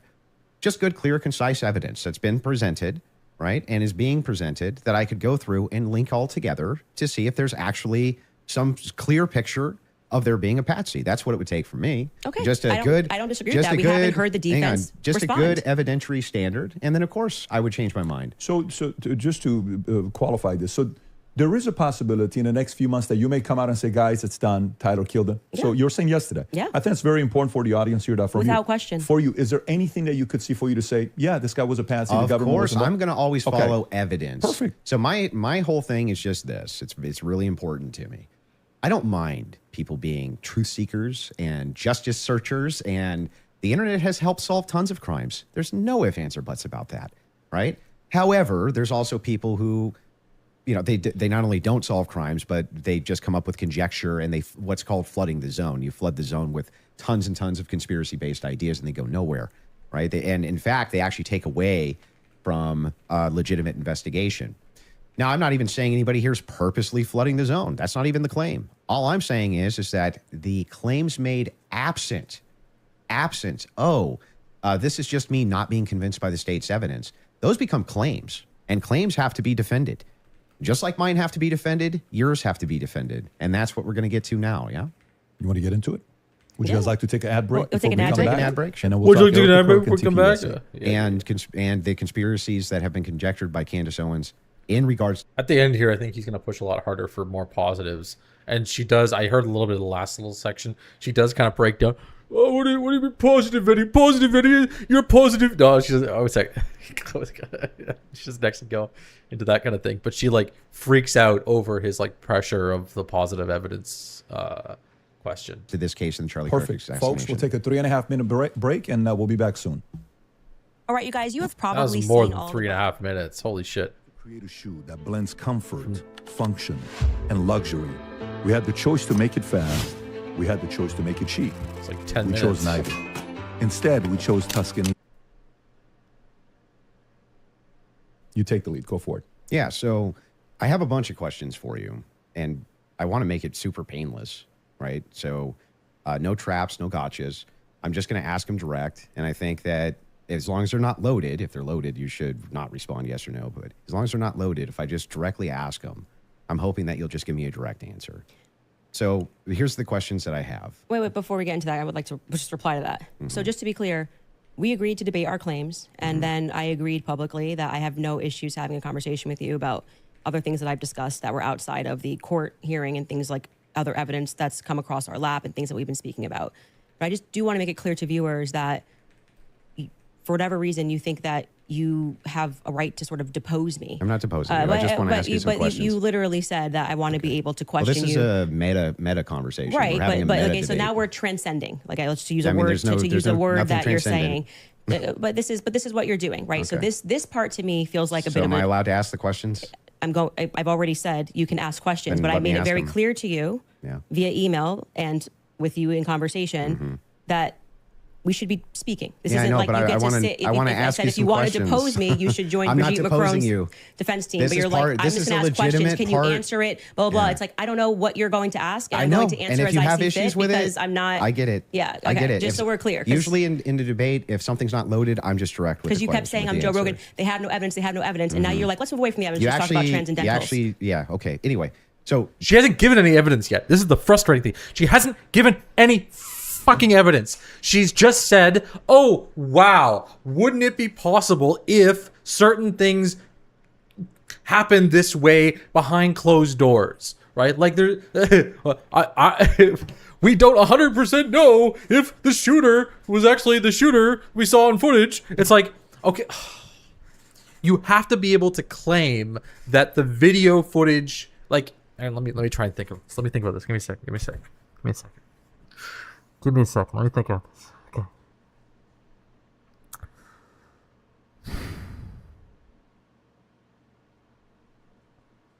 Yes, the burden of proof is on the accuser towards the accused. What she is doing consistently is questioning whether or not the accusations are justified to assume guilt in any way from the public's point of view, or even the prosecutors. So, and I'm gonna be simplifying it quite a bit here, but she's basically doing the innocent until proven guilty. Therefore, possibly other people are guilty. That is what she is doing. She's like, we don't know 100% if it was Tyler Robinson or not. Therefore, all of these other avenues of analysis are totally possible. Aren't they possible, audience? Right? And people are like, oh, yeah, you know, it is totally possible that it was an exploding Mike Collar. Like, that is totally possible, I guess. But this is not really how like probability works. Okay, again, when all of my camera's doing some weird things. When all the evidence points towards a continuous, okay, I'm using like oh my gosh. There's just so much. She's just so good at lying. She's just like so good at avoiding the point and so good at not actually addressing the questions that she's raising that like it's hard to even discuss or describe exactly what she's doing at any one point in time. I think there's like a few different tactics being employed here, right? That's not just like pivoting and twisting and diverting and changing meanings of words and changing analysis and changing, like, she's not just doing like any one of these particular things. At any point in time, she's kind of employing like a few of these tactics where it's like, you'll see Andrew will just ask again, and we haven't, this is so hard for me to give any analysis because Andrew keeps asking for positive evidence. What does it mean? It means that the fingerprints of somebody else were on the gun, right? Who of the other fingerprints, or like, I don't know, who else might have been on campus at the time that looked like they possibly could be a shooter? Anybody, anything, any little tiny bit of detail matters, and he's just not she's just not providing it. She's just, again, asking more questions on questions on questions on questions. I'll figure out how to articulate it, but it's like... Direct question, super easy. Was Lance Twiggs DNA on the rifle as far as you know? We can't say that for certainty. As far as you know. That's the question, right? No. I already answered that in the first part. We can't say that for certainty. I told you the context of which they spoke about those things. So no, as far as you know. We can't say that for certainty until we know what other the 5 sets of prints were on. So that would be no as far as you know. We can't say that for certainty. You can say no as far as I know for sure. That certain. means no. It's like it's a yes or no. It's not just a yes or, it's not like answer yes or no, and there could be other answers that you can answer. It's literally, it doesn't matter what answer you answer. Your answer is going to be yes you know or don't know you don't. That's it. It's like any other variation of the answer is either a yes or a no, and that's what he's pointing out here. We can't say that for certainty. Actually, you can say that for certainty. If your energy here is going to be like you're my dad and you can tell me how to speak or what I'm supposed to say. Oh, no. Oh. Oh, that this is where she's so good at lying, because for some of her audience, they'll look at Andrew Wilson and go, "Yeah, he does think he's my dad, and he can tell her what to say. Yeah, totally, right?" But for like a reasonable person, for somebody who's like grounded in reasonable, I guess, epistemic thinking, it's like, why are you even saying these things? This is just wasting time. Who cares? Yes, I'm your dad. No, I'm not your dad. Yes, I'm telling you what to say. No, I'm not telling you what to say. Like, if Andrew answers any of these questions, the conversation didn't go anywhere. There's no angle to this. There's no purpose. There's nothing but to go like, oh, my audience. Hey, audience. He's acting like a dad right now. You're just going to come up against the wall. I'm familiar with this debate strategy. But I am just yes or no, telling yes or you. no, yes or no. We're not debating anymore. We're having a conversation. So I already addressed that in the first half of this. What are we talking about? We're not debating it. Candace Owens versus Andrew Wilson. Andrew Wilson offered to pay $150,000 and was matched to have the debate. And she's now going, this is no longer a debate. This is a Why? I want to be able to tell that to my employers, okay? That would be... I would love to be able to do that. No, we're still definitely debating. This is still... no, it's not a debate.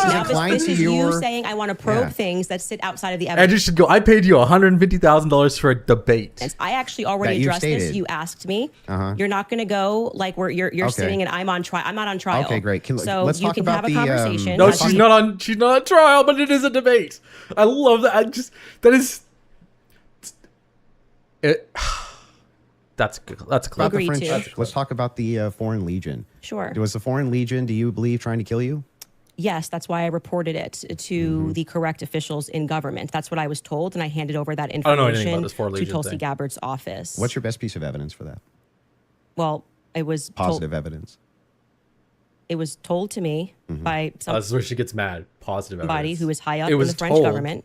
I passed off that. See, this is the thing. I think Candace Owens is like like an above average intelligence person who's gotten really famous and then just been swept up in the story, because all of her claims, all of her sources is somebody told me. Somebody told me and I believed it. Somebody told me, somebody told me, somebody told me. It's like, this is not, if you want to be an intelligent, grounded person in reality, okay, you cannot rely on somebody told me. You can use somebody told me, but she's just so childish. Oh, fuck, I lost my spot.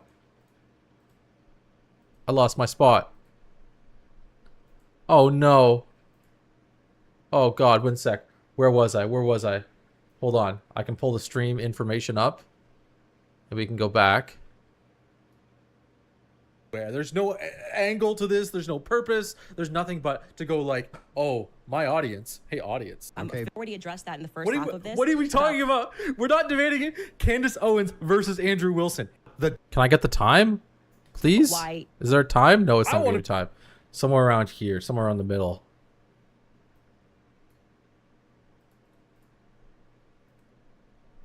So I asked her directly, her lawyer directly, the phone's in between us. I'm like, wait, so just so I'm clear, you haven't seen anything that the Robin, I don't know, just it feels. We haven't seen that yet. Absolutely. I'm not disputing any of that. One thing, though, that I want to just directly ask you is, do you actually believe that anybody in TPUSA or Erica Kirk or Erica actually participated, had foreknowledge of, or facilitated the murder of Charlie Kirk? I'm not going to get myself into a legal pickle here. Everything I've said. What? She just like admitted that. She just like full out admitted that she is making false claims. This is I've seen this before. Okay. Yeah. On my podcast, I think firmly because she knows it's wrong. She knows it's a lie. If I was the investigating officers, I would seat them all and I would ask questions. I would at this phase. I would. You don't think they have? I think anybody has? I'm not. Okay, so what does that mean?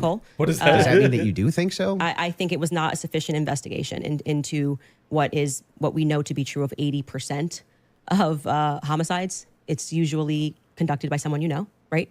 And the fact that was never even considered, that like I said earlier, the backpack was returned. How do you know that was never considered? because they gave back the backpack as just one example. What? That doesn't mean.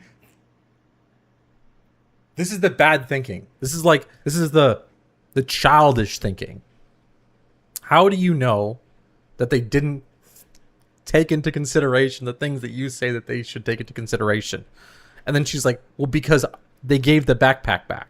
And it's like, well, no. Okay. Just is no for one. For two,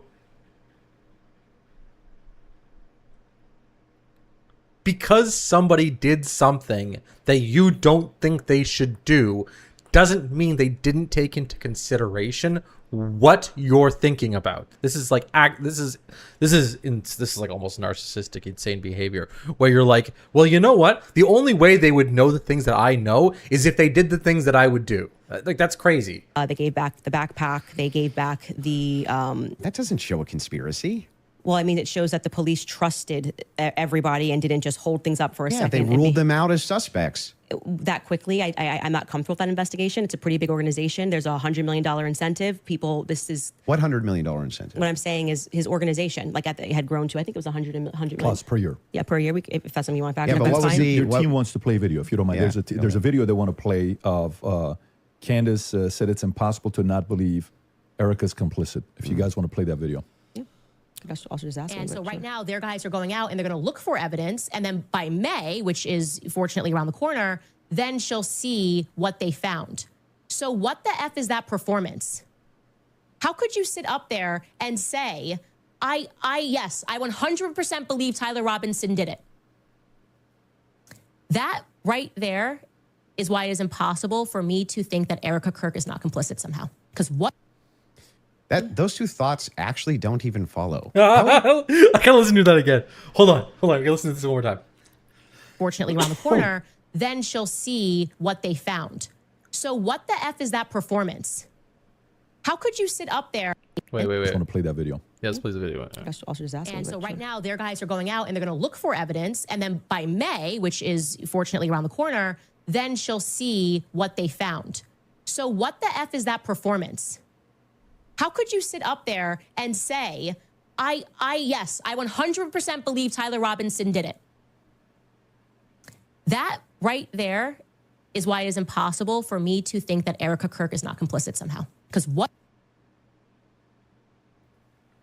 Those two thoughts actually don't even follow. How would it be the case that even if Erica Kirk did believe that Tyler Robinson was 100% responsible for the death of Charlie Kirk, it doesn't follow with every fiber of her being? That means like every single murder case where somebody thinks they know exactly who murdered the person, that you must then assume that they're involved. Believed all the evidence because she did. She just actually did. Would it then follow that somehow she's complicit in his death? I didn't say complicit in death. You added those two words. Okay, so what's she complicit in? Yes, so sowing this narrative that Tyler Robinson is guilty. So you're chopping up clips. Like I said, you didn't have the confidence to come into debate. What does that chopping mean? it What up. does complicit mean? We are showing a clip of her on Barry Weiss, which I can't remember the date that she did that interview. And Erica, when she is asked, "Are you do you feel with 100% certainty that Tyler Robinson did this?" And she says, "I do." Then again, context matters. I sit down with Erica for 4 hours under the assumption that she had some evidence, right? Like I'm like, this is why I did not engage in any like Erica, everyone's questioning what she's wearing and all this stuff. I was like, I'm going to wait here because I don't know, just it feels weird to think that, did I think that some of her mannerisms were weird and stuff like that? Yeah, but that's not, you can't convict somebody on weird mannerisms. And then when I sat down with her and I was expecting for her to say, well, I'm obviously the victim on the case and we got to see the shot, taken or this or that, whatever it is. Great. That's why she has that much confidence 2 months ago. And when I sat down with her, it was nothing. It was nothing. Okay. So this is a conversation. How would that make her complicit? Complicit. And again, you said complicit in the death of Charlie Kirk. Complicit in what? Yeah. Well, if you let me finish my sentence, I could tell you that. But my point being is that then you take a look at this and you go, okay, well, this is weird. Why would you have this confidence? And then when you sit across from somebody and you say, okay, great, I want to go out there and defend you now. I want people to know that you can't say this stuff publicly, but you know more things. And she just blanks. And then she says, well, I'm going to call the lawyer. And she called the lawyer. Again, all this is on my show. So out of context clips is not going to work because I know what I say on my show. Okay. So we call her lawyer And her lawyer says to us, she calls him on the phone, pardon me. And it's me, her, and Justin Strife. And I'm like, okay, great. What do you guys have? He goes, well, we don't have anything yet. We're not at that phase yet. And I'm like, well, what do you mean you don't have anything? And he says, well, don't you know how it works? It's a probable cause hearing. So basically the state says that they're going to bring this forward. And now our people go out and they look for the evidence to assert that Tyler Robinson is guilty. And so I asked her directly, her lawyer directly, the phone's in between us. I'm like, wait, so just so I'm clear, you haven't seen anything that the public hasn't seen? And he says, no. So I'm going back in my head and I'm going, okay, so why is Erica saying there's more questions. This is so a degree useless. of certainty, like she was sent out to convince the public, and people bit, by the way. I remember even Megyn Kelly was like, let's wait. She's going to have access to things. I did think she had access to things that we didn't have. Why express that confidence to the public as opposed to just being like, we don't know yet. I feel confident he's involved. They made an arrest. I don't understand. How would any of this make her complicit and in what? Well, I've already told you. She's complicit in trying to fool the public into thinking this is some open and shut case. How's she trying to fool the public into this? If she believes don't look anywhere else. That Tyler Robinson killed Kirk, if she believes that, how would that be complicit in anything? I do. Are you saying that you think she doesn't believe it? I don't believe that at that stage she sat down with Barry Weiss that's what she believes. No, but that's my opinion. Right, but so when you just say complicit, you just mean she believes that Tyler Robinson killed Kirk? That's it? That's what we were talking about. That's why I said if your strategy was to dice up clips and take it out of context and make it seem like I said she was.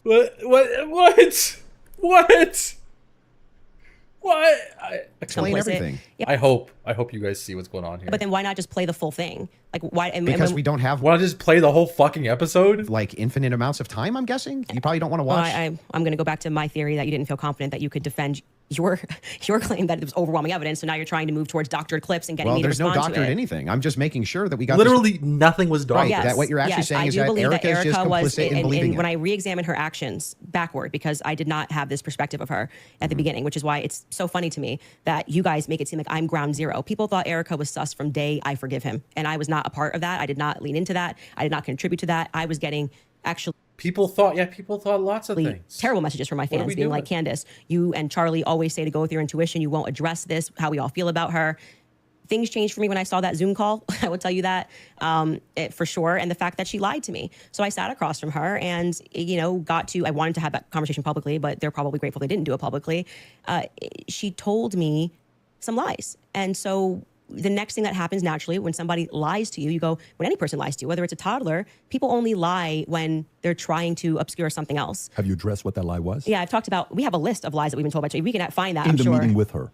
Well, no, I didn't want her to cage up. I didn't want to do this because I didn't know what to expect. Like I didn't know if she was going to be like, I'm so overwhelmed with everything, and I don't know who to trust in the organization, and I don't know what I'm doing. Like I didn't know. I didn't want to. Just out of curiosity, before anything happened with Charlie, how close were you and Erica? Not very close. So there's not a relationship. No, I would say it's totally normal. Like it's not like there was any issues at all. We were always nice to each other. It just is our life went to a different phase, right? So Charlie and I hitting the ground, running around, traveling 4 days a week. Now I get married. I find love of my life. I get married and I get pregnant. I've been pregnant. I haven't stopped being pregnant. And what you want out of life changes. You don't want to be running around for 4 days a week and traveling on a plane nonstop. You suddenly want to start building at home and live. I was desiring that suburban life. Did you guys ever do the double dates? You, George, her, and Charlie. Was there ever double dates between the four of you? I was engaged to George quickly. We were planning our wedding. I was kind of in my bubble with George. George traveled with me and Charlie, but Erica and him were just starting to date at the beginning of 2019. George and I were planning our marriage. Mm-hmm. So George really got to know Charlie. I wouldn't say that I really got to know Erica. I was just. What are we even talking about right now? I'm so lost. There's like nothing going. This is rooting so for them because I knew how much Charlie wanted to, find love. And so I was kind of his wing woman throughout that phase. And I was just happy. And I never was under the impression, obviously, that they were going to get married when they were dating. So it wasn't like I was conscious, I really need to get to know this person. And so it was just kind of normal that by that time, because of where I was in my life, that I wasn't spending any time getting to know Erica per se. So the complicit part about Erica to you, is that a gut feeling? You think it transformed when she lied? You can take the lead. I'm just asking questions. Yes. I actually don't. I still don't understand what you think she's complicit in. Yeah. So when I say Erica's complicit, that's my opinion. When you tweeted Erica's too retarded to kill her husband, would you like to explain how you developed your evidence, your positive evidence for the fact that Erica was retarded? Let me just guess. Oh, wait, no, I think I might have already heard this section. I might have. I was listening to this early on my phone. But let me guess. It's because she's a woman. Yeah, sure. So Yeah. I just think all women are retarded. Oh, so you're allowed to just say stuff. Who knew? So and, You and, what, just and by asked the way, me. and Like, what? Well, just say stuff. Wait, jeez. Well, okay, one is a claim about somebody being complicit in a murder or being a part of a murder. Another one is calling somebody retarded.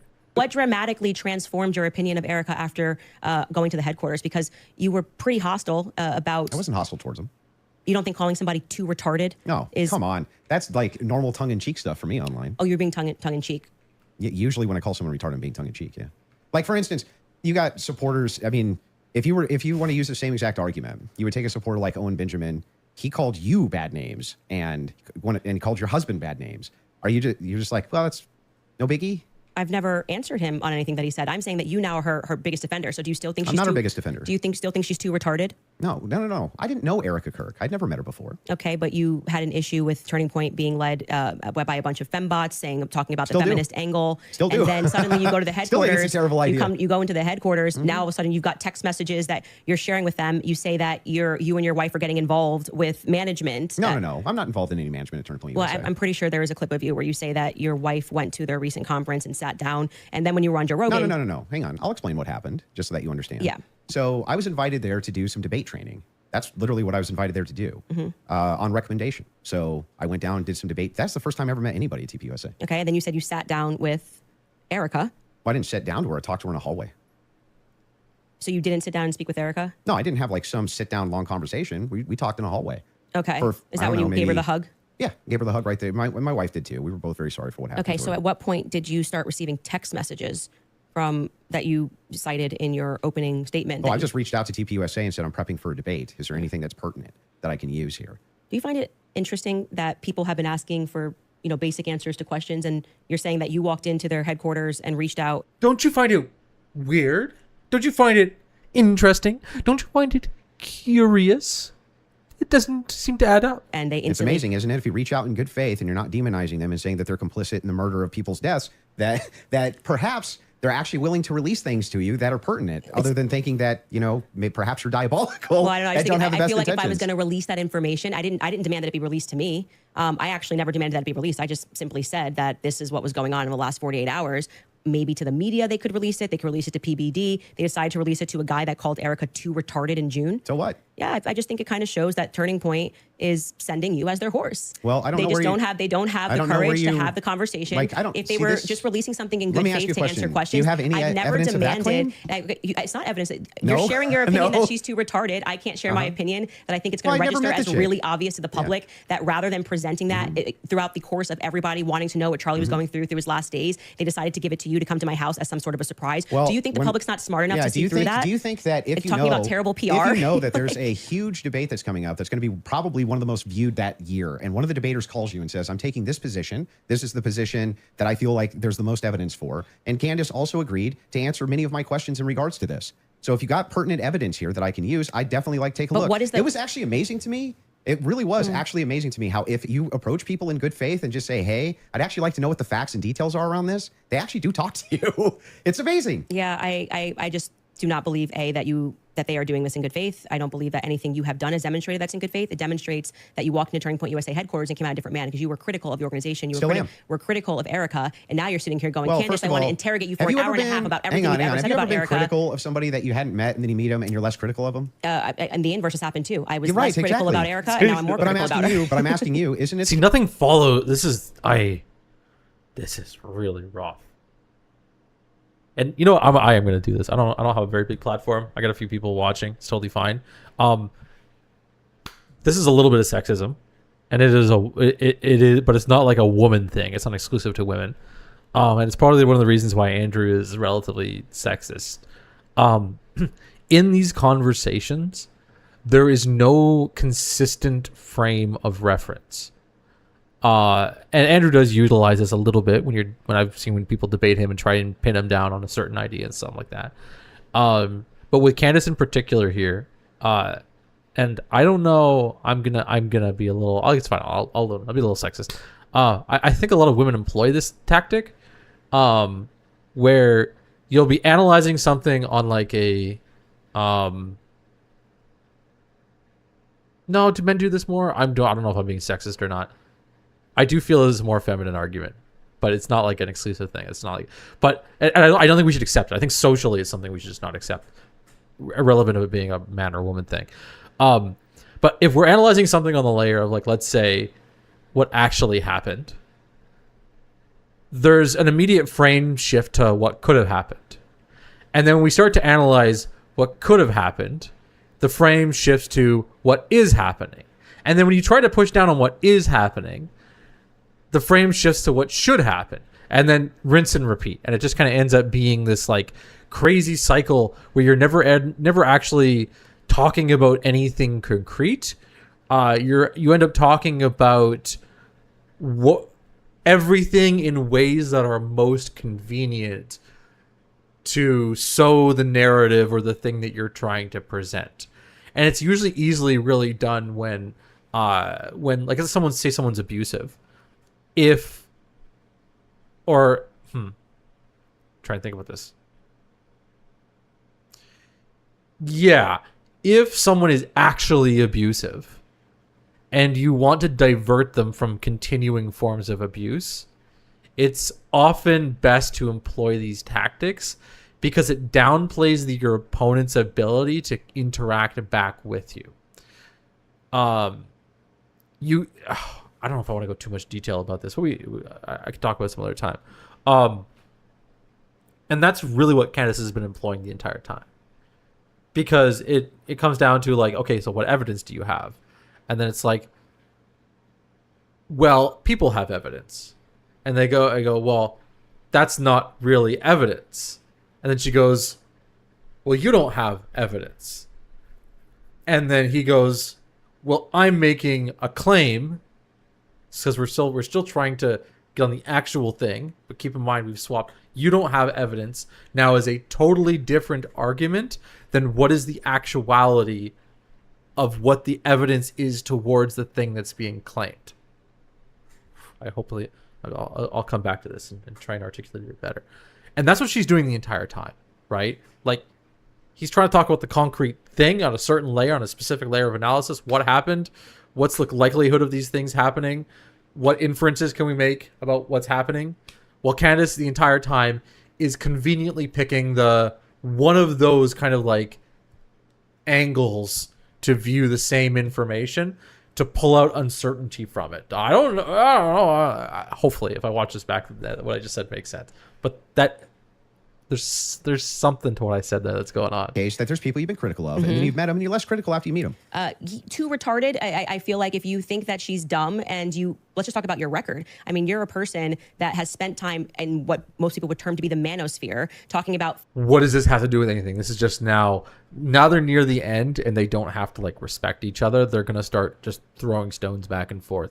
And I think what Candace is going to do is, because she realizes that she hasn't like substantially claimed any, or she, in the entirety of what she's done over the past few months and years even, hasn't like built anything concrete. She's now going to, the concrete thing that she wants to build with her audience is that she is the slayer of the sexist white man, right? Like, this is going to be like these are the oppressors. These are the,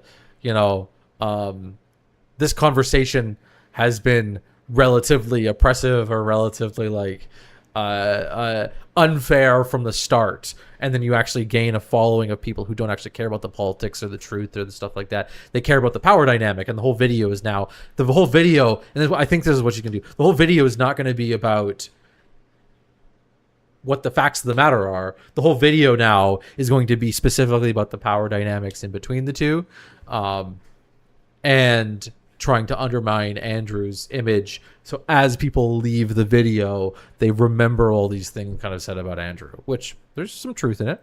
Kind of. Well, yeah. I debate against against feminists and red pillars, and a lot of the actual. So I'm a Christian ethicist. And then you go on to Joe Rogan, and you're like soft explaining away why Erica had to take over Charlie's company when they don't have a parent at home. So now you're a feminist icon. Like, you just go into the headquarters and you just shift all of your perspectives. That's a bizarre criticism. Like, nobody's in the bigger girl boss position than you. Yeah, I'm actually no. You're in the biggest of the girl boss positions. Like, you don't have to do this. You just do. And I'll keep in mind. Okay, so Andrew is making a frame about the thing that she's presenting, right? Like, she's going, look, you're trying to keep women like me down. He goes, well, look, you're succeeding. You're doing well. You're doing your thing. What are you talking about? What I'm doing doesn't matter, which is a little cheeky, right? And now what she's going to do is she's going to get him on the word girl boss. I heard this part before. Pre-watch. She's going to try and get him on the word girl boss. And this is that reshifting and framing that I think is like it's a really bad tactic. It's a really shitty way of doing anything. Do this. You could definitely not do it at all and be fine, right? But you still do. I would say that you are making a comparison that cannot be compared because Erica's husband was just assassinated in front of the world. Which makes sense why she would take the organization over. No, it makes sense why you would go home to your kids, just so you know. Wait a second. That's bizarre. Yeah, because they don't have a parent. They don't have a parent and they've just suffered a trauma. You don't go into the office. You want to protect your husband's legacy, right? No. And you're trying to find some new normal. The legacy is his children, not the organization. It's both. No, yes, it is both. It's totally rational and reasonable to believe that it would be both Turning Point USA, that is part of Charlie Kirk's legacy. He worked his whole life for it. This is why people think she's sus. And his children. Now, for you, though, to say that anybody's a girl boss, right? That's like the pot calling the kettle black. That came out of your mouth. No, that was you. You brought up girl boss. Girl boss came out of your mouth. Yes, this is the thing. I'm telling you that you brought up this idea that I'm defending some feminist nonsense. I'm not. Yeah, so Andrew's good at this. He knows that now she's attacking the word, and he has to reframe back to like what the actual argument was. I'm pointing out that they're by the way, she's not qualified to take over his company. There's always objective outliers to each situation. In fact, it's the exception that proves the rule. And the interesting thing here is like, I'm still just as critical of feminism inside of TPUSA as I've always been. And I'm just as critical of any pro-Zionist position as I've ever been. None of that's ever changed. By the way, I would think it's the most rational, reasonable thing on planet Earth to do if you wanted to actually see an organization change, to try to work with leadership or reach out to leadership to try to do so. Doesn't that make the most amount of sense? I would like to state for the record that I think Erica is underqualified to run the organization. Sure. And on the more emotional aspects, I agree with what seems to be a majority opinion, because I'm not gonna say it's scientific, that any woman that would leave her kids and go right into the office after their husband was publicly assassinated does not have their priorities straight. Okay, well, I understand that you can have those criticisms, but I'm not understanding still how that would make her complicit. I don't have to keep answering the same question. Okay, so let's your team is asking to how it's complicit. Your team is asking to play a clip, so if we want to play this clip to just finish this segment on the Erica Kirk topic, we can spend some time on that as well. Okay. So if you guys are ready in the back, we're ready. And causing that 30-06 diameter, as would happen with a pet and explosives, as we've demonstrated to you in the past, it accidentally, because of how Charlie was crouched, went up and hit his neck. And that ruined everything. It ruined everything. It was problematic. It's the reason why Terrell then had to scramble to get the cameras down, because they were never supposed to see it. They could have said reasonably that a 30-06 got eaten by Charlie, much more reasonably, obviously, than saying that the chicken bones in his neck. She's like cringing. Stopped it because he ate vegetables. They panicked. That was what, then that's why Terrell's nervous on the phone with me. Again, this is my theory, and I am now very much sticking to it. Okay. They panicked. It's the reason Erica had to step out. That's why she would have gotten on the phone with Terrell so quickly, because I was going, why is Terrell saying, well, I didn't want Erica to relive. Oh, that's why I did it. He didn't have an answer. He was nervous. It was crazy. But he acknowledged it. He spoke to Erica immediately. Why did you speak to Erica immediately? So do you believe that there was a shape charge that killed Charlie? Hey, can I ask you why you keep starting clips mid-sentence? Probably to get to where the clip is. No, it doesn't seem that way. Because no. Again, we're doing more with the undermining stuff. You can always start a clip at the beginning of a sentence. Like you're just it's completely out of context. Wait, I didn't prepare the clips, but I didn't. But it's fine to ask it to back it up. Like I said, I don't need to say what's happening here because the internet will clock it. But in this episode, we are now going, and that's why I said we're now going to look at some alternative theories. I made it very clear that this was a theory that I didn't want to look at. This is, I believe, because I don't have every episode in my head, but I'm pretty sure this is an episode where we presented the evidence that was in the car, the photos of what was in the car, right? And so we are now inferring off of what we see in the car that this very much does look like that we see a bunch of shattered Rode microphone, which was an early theory that I was actually interested in, but couldn't really wrap my head around what was the shape charge explosive. As I say at the beginning of the episode, it was just not my expertise, and I was concerning myself with timelines and stories and statements that didn't make sense. Without question, Terrell Farnsworth is someone who made me think that we were missing a big part of the story. So I'm walking them through John Bray's theory. If we started to insert what we are actually observing with the evidence that we're taking a look at and what took place that day. So we're completely in the hypothetical right here. And you're now introducing this. If that's the case, if you're just hypothetically exploring it, that's why I'm just asking directly. Yes, but that's obvious when you watch this episode. So that's why it feels like I'm in the middle of an interview with CNN when they like pull up random clips and they're No, I'm like, just making "What's sure. this? What's this?" You watch the episode, you I'm know just what it trying to make is. sure. Do you think that your alternative theory? I think John Bray's theory should be explored. Yes. Okay. Do you think that Charlie Kirk was killed with an explosive? I think that is a possibility. Yes. Okay, And it good. should be explored. He's done a lot of work on it. John Bray has done good work, and I think that that's why that theory is now starting to gain steam since we released the second set of the photos of what was in the car. I think it's viable. So this was the big thing I wanted to get into with you on the explosives too. Mm-hmm. What is it about that theory that's actually compelling to you? So I looked into the explosive mic theory multiple times, and the biggest thing that stood out to me is there's no explosion. there's literally no explosion. In fact, there's videos when the shot rings out that kills Charlie. At least it sounds like a shot to me. People are actually like looking up towards where the gun is being fired. They're looking away for where the sound is. Like, where's the actual explosion? Well, Andrew's asking, super simple. Aren't there some people that did a certain thing? Altogether, they did a certain thing. Isn't that weird, right? He's trying to walk down the same line of questioning that Candace has been going through with most of her argumentation so far. Isn't it weird that a whole bunch of people would all look in the same direction? Listen to what she says and how retarded this is. for every person that you say looks away, there's going to be a person that was looking forward. We have former Marines that have got. What do you think is more likely in a large event or a non-large event? Actually, what do you think is more likely of a representation of a large event happening? A bunch of people not doing anything, looking forward, just doing the regular thing? Or a group where a bunch of people are not looking forward doing the regular thing and a whole bunch of other people all look in the same direction? These are two completely separate claims, and this is so. I've never really listened to Candace Owens this long. She's just lying. She's just like outwardly lying, and maybe I don't. Maybe it's not even. It could be kind of like self-deception in a way, because this is just not good think. It's literally not good thinking at all. I don't know how you can say that. Well, there are people that didn't react. They didn't react to what, like, you would think if it was actually confusing, it would be a whole bunch of people all looking different directions, not knowing what's going on, or all looking straight, intensely, and shocked at Charlie Kirk, which they are, because he was just shot, right? So everyone's staring at him. So you know you have 2 points of interest. You have the point of interest of Charlie Kirk, and you have the point of interest of the shooter, and that's where the direct. I gotta finish my sentences, but I can't do it because this is just so. If you really think about any of these statements, they are so dumb.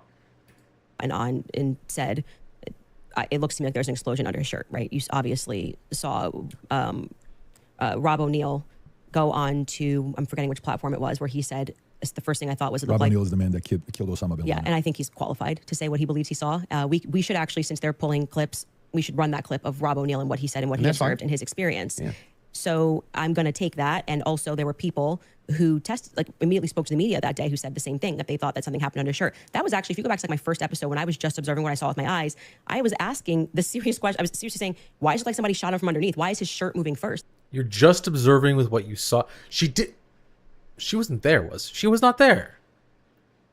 She didn't see it with her eyes. She saw the video footage. It doesn't make sense to me. And that's because of air dispersal from the bullet. So whenever a bullet is shot, a projectile shot, you can actually run this experiment yourself if you have a rifle. Mm-hmm. Take like an empty box of ammunition and put it on the table, and then fire it near the muzzle, and that box will actually. Yeah, near the muzzle. See, this is where Andrew's a little sneaky. Like, this is in particular why I have a lot of criticism towards Andrew. This is just not good thinking either. Like, obviously, if you put a box near the muzzle, it blows the shit away. Anyways, she blow off the table. Okay, so question for you: does that box? But Charlie Kirk was not right beside the muzzle when it was shot, right? So go sideways off the table. It can. It can. Yeah, you can. It depends on the dispersal. 3,000 pounds of energy or 2,000 pounds of energy coming at you. That's how much it carries. Well, it's not 2,000 pounds of energy. Well, we can fact check that. That's, how many pounds of energy is it? A 30. This doesn't matter. Literally doesn't matter. Being shot 150 yards away. That's a great question for Grok. I'm going to say when we looked at it, it was between 1,500 and 2,000. I'm pretty sure pounds of energy coming at you, and you just go upward and to the side.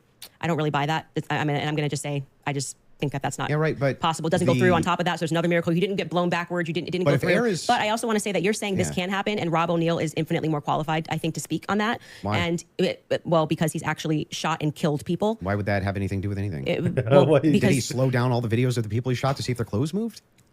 Well, why are you able to assert your position as a because fact? I'm gonna tell you how projectiles work. He's not even gonna I guarantee you this guy's not even gonna disagree with what I'm about to say.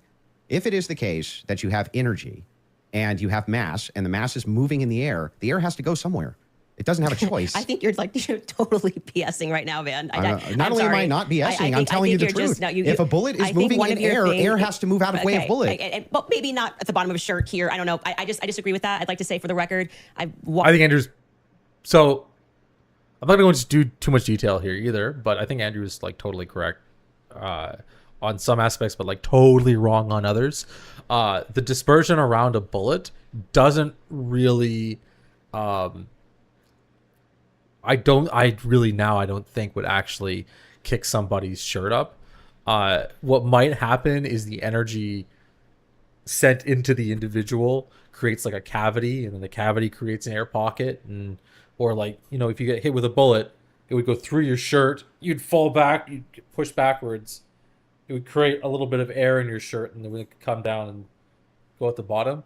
But because I actually looked into the Donald Trump shooting, the amount of pressure that's around a bullet like that is pretty trivial. You'll hear a small snap, and it might just move a piece of paper as it flies by, but it's not going to kick up his shirt. But Candace is being a retard here, so I just watched some of you do these sorts of things where you assert something. She's like, I've seen it, and I saw an expert say something about it. I believe him.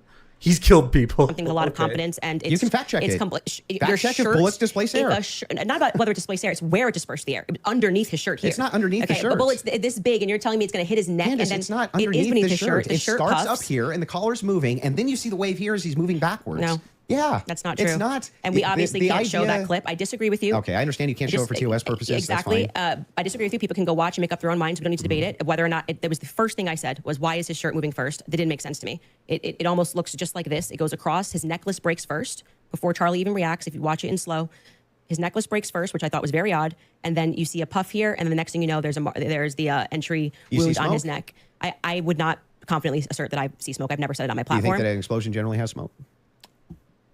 I don't think that there's any quality version of video that would get us to be able to answer that question other than Terrell's 4K footage that he has from the front. So there's a lot of, if you look at the Israeli pagers, it's assumed that it's a similar, if not the same type of explosive that was used inside the pagers that would have been used inside of this road mic. I think that you should, since you love debating, you should debate someone like John Bray, who's worked on that theory for 11 months, and ask those sorts of questions. Oh, I haven't seen this yet. I stopped before I turned on stream.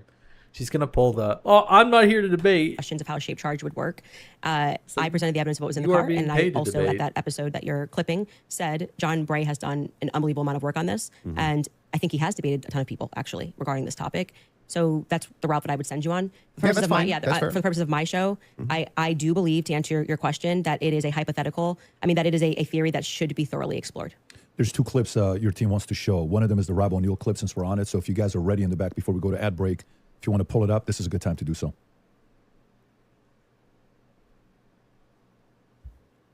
And good to see you, General Holt. A lot of things bothers me about this. Nothing in particular. And it's not like I'm out there saying big lie or conspiracy or someone did it. I'm just saying I've been in a lot of shootings. I've killed more than a handful of people, and this thing looked shady off the bat. I've killed people closer than I saw the camera. And I've never seen a shirt move like that. That looks like an explosion to me. Just the fact that no one started doing first aid to Charlie Kirk, they were more concerned about getting SIM cards out of cameras, removing cameras, and then getting him off the X somehow. There didn't seem a lot of concern for his life. It seemed like just clean it up. And then, I've been told they paved it over a couple days later. And then you get Erica Kirk behind all the razzle-dazzle, and she's really quick to forgive the alleged shooter, which technically says that was him because I forgive him, but then she can't forgive Candace Owens for having an opinion or asking questions. And they mock people by saying, oh, I'm just asking questions. Yeah, I'm a SEAL Team 6 sniper. I'm asking a lot of questions. No one wants to answer them. And you're able to ask.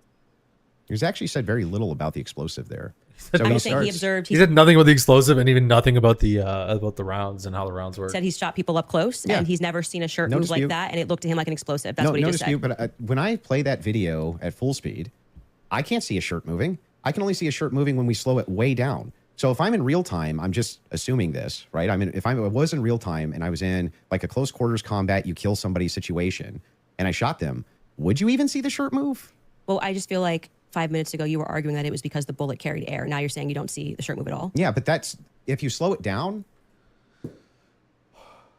There's the reframing again. There's the reframing. This pisses me off. Okay, he's not saying that he can't see the shirt move in slow motion. He's saying he can't see the shirt move when the video is just played at a regular speed. And her claim is the shirt moves. He's seen the shirt move.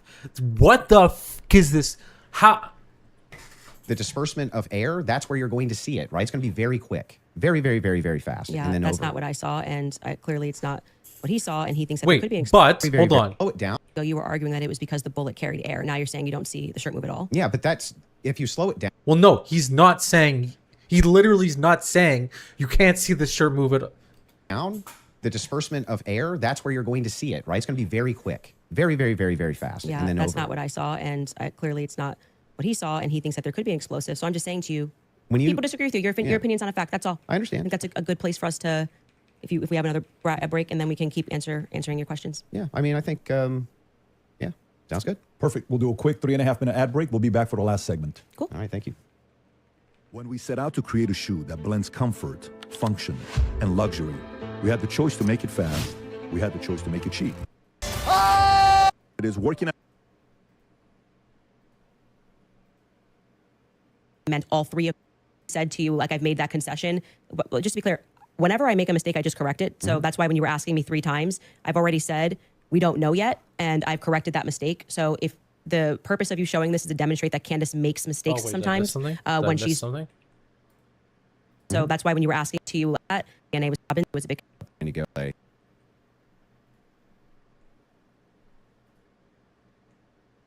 Last couple thoughts.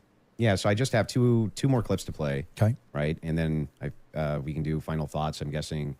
I feel like we got where we were trying to go, or at least for the most part.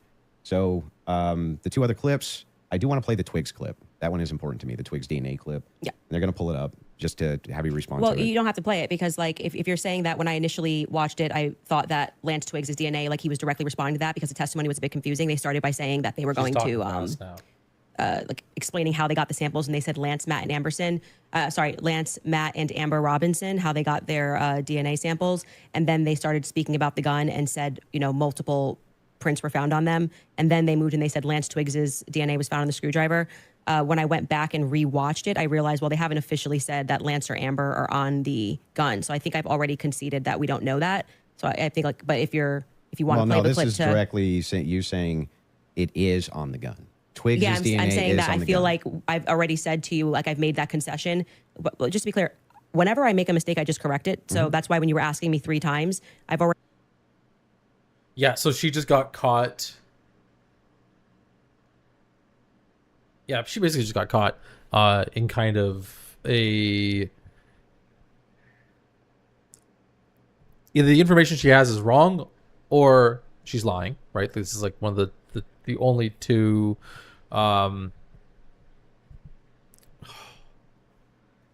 It's the only 2 outcomes of this concession. But now she's going to quickly try to just frame it as a good thing, as though she's like, well, no, I'm actually a good person for correcting. We don't know yet, and I've corrected that mistake.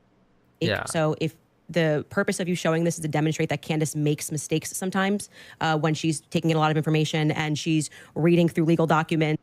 Yeah, I would just be like, yeah, no, I think the whole purpose is to show that Candace makes mistakes sometimes, and probably at times when it matters the most. So probably Candace, like, I don't know if Andrew is going to do this, but that I feel like that's That would be my conclusion of a conversation. And she's trying to remember No, it's not 9-hour actually. testimony. It's just demonstrate something else. It is, in fact, the case. We're all going to make mistakes. Yeah. I'm going to make mistakes. And I've already, I've already You're going to make conceded. mistakes on the case. Yeah. But in this case, you were very adamant that his DNA was on the gun Oh, unless it's the clip. Yeah, so I'm just saying that it's not ruled out. We know that there's 5+ prints. I've said this so many times.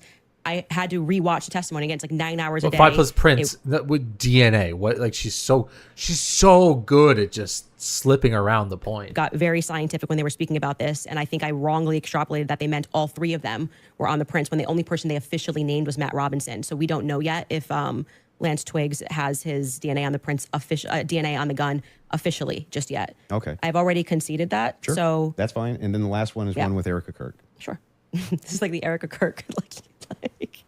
All right, Well, Erica. Well, yeah, he's gonna probably say something else, but this is the whole point of the argument. Like, she keeps laughing at his points as though they're stupid to bring up, and it's like, no, well, he literally paid to have her sit down to process this information and to respond to it. So, like, I don't know what she's expecting. Could you sit down with me, Erica? But we can do it this way. This goes back to a previous claim that you made. Yeah, by sure. bringing it up. Straight to jail, straight to jail. For questioning, at least, Erica. I don't care who's mad. I really do not care who wants to be upset after this episode. Really, you will be wasting your breath. You can spend $1 billion on influencers because this is all becoming increasingly inexplicable. You are asking me to be an idiot, actually, and I cannot do that for you. Someone once commented beneath this show that if the situations were reversed and there were this many verifiable lies, So straight to jail. Yeah, so that's the show intro, and straight to jail is a monopoly term. Okay. Like, you know. So do not pass go. Yeah.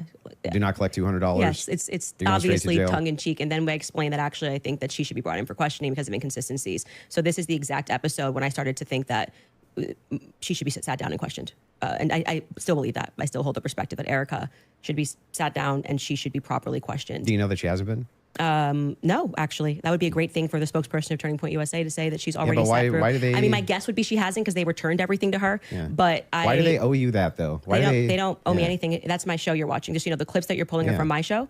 So if I want to say something on my show, I can say that. I didn't say they owe me something. I don't think that's ever, unless you have but another if you clip. say like you need to be sat down for questioning. Yeah. I wonder if she's got like actually other motives, or not motives, but like other driving desires that, like, the way she responded about her show. I'm a little bit, I kind of think maybe she thinks that her show is somehow separate of something, or like maybe she thinks like shows you can say whatever you want in, or you say your opinion on. As long as it's your show, then you're good to go. I don't know. You don't even know if they haven't been. That's strange, right? Do you know if they have been? No, I have no idea. So you're just saying, what if they haven't been? Yeah, if your just kind of filling the air if your with entire just thing is junk. No, it's not junk. If the query She's is filling the air why with is it junk that right Erica now. Kirk's not being sat down for questioning, but you have absolutely no knowledge whether or not she's been sat down for questioning or not. What that does is it creates an innuendo. It creates an inference. It creates out to the ethos that this should be happening because something's wrong here, when you actually don't have the knowledge that anything's wrong at all. I just think that my opinion is that she should be sat down and questioned. But you're not sure if she hasn't been. Yeah, and you're not sure if she has been either. So, like I said, I feel like now you're just kind of filling the Well, air to with my nonsense. knowledge, Because this Turning is Point's to- like, we want to my make knowledge, sure that you go in there and nobody- you defend Erica. And I have to say, I don't think you've done an extraordinary job Great, at that. but I'm not here to defend Erica. The thing is, though, I would is say like that since 4 out of 5 of the clips that you Yeah. had on the ready when we asked you guys ahead of time. I mean, I want to just assert how professionally we have Yeah, dealt with here this we debate. go. Here As we you can go. see, we have not planned any gotcha. But it wasn't a debate. It wasn't a debate. It was a discussion. Clips for Andrew. I expressed to him that what we were going to do was just to use people for fact checks, and because I might not remember something, or I do remember something and you're saying no, and that is what I think will register to people as very Well, wait, fair. I expressly We did not take out of wait, what? context clips of Andrew But to I try to expressly said please that don't I cut was me going to off. bring. What she's doing right now is she's really desperately trying to pull back the narrative, right? Because so far, it really does seem that she doesn't have answers to the questions and solid things that she's raised on her show, which she's very adamant is her show, and that her show is something where she shows things that she thinks, right? Like there's something weird going on. And the audience can see it, or at least I think the general audience can see it right now.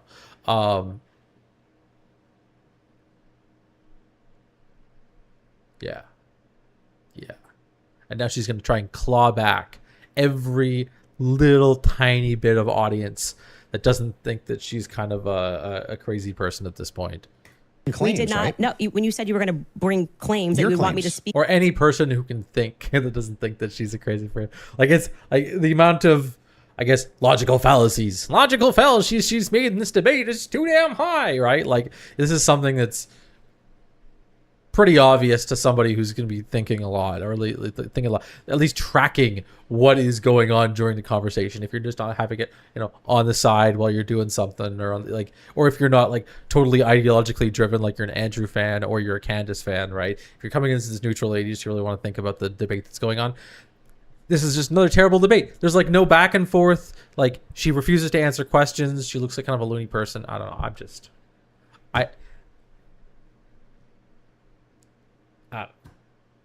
I don't think she gave anything of substance, so I can't really give anything of substance. You didn't say, I intend on sitting you down with out of contexted clips, which we said to you before in an email. Any clips that you want to share with us, send it over. Let's assert a debate claim so that we can both be ready to respond to it.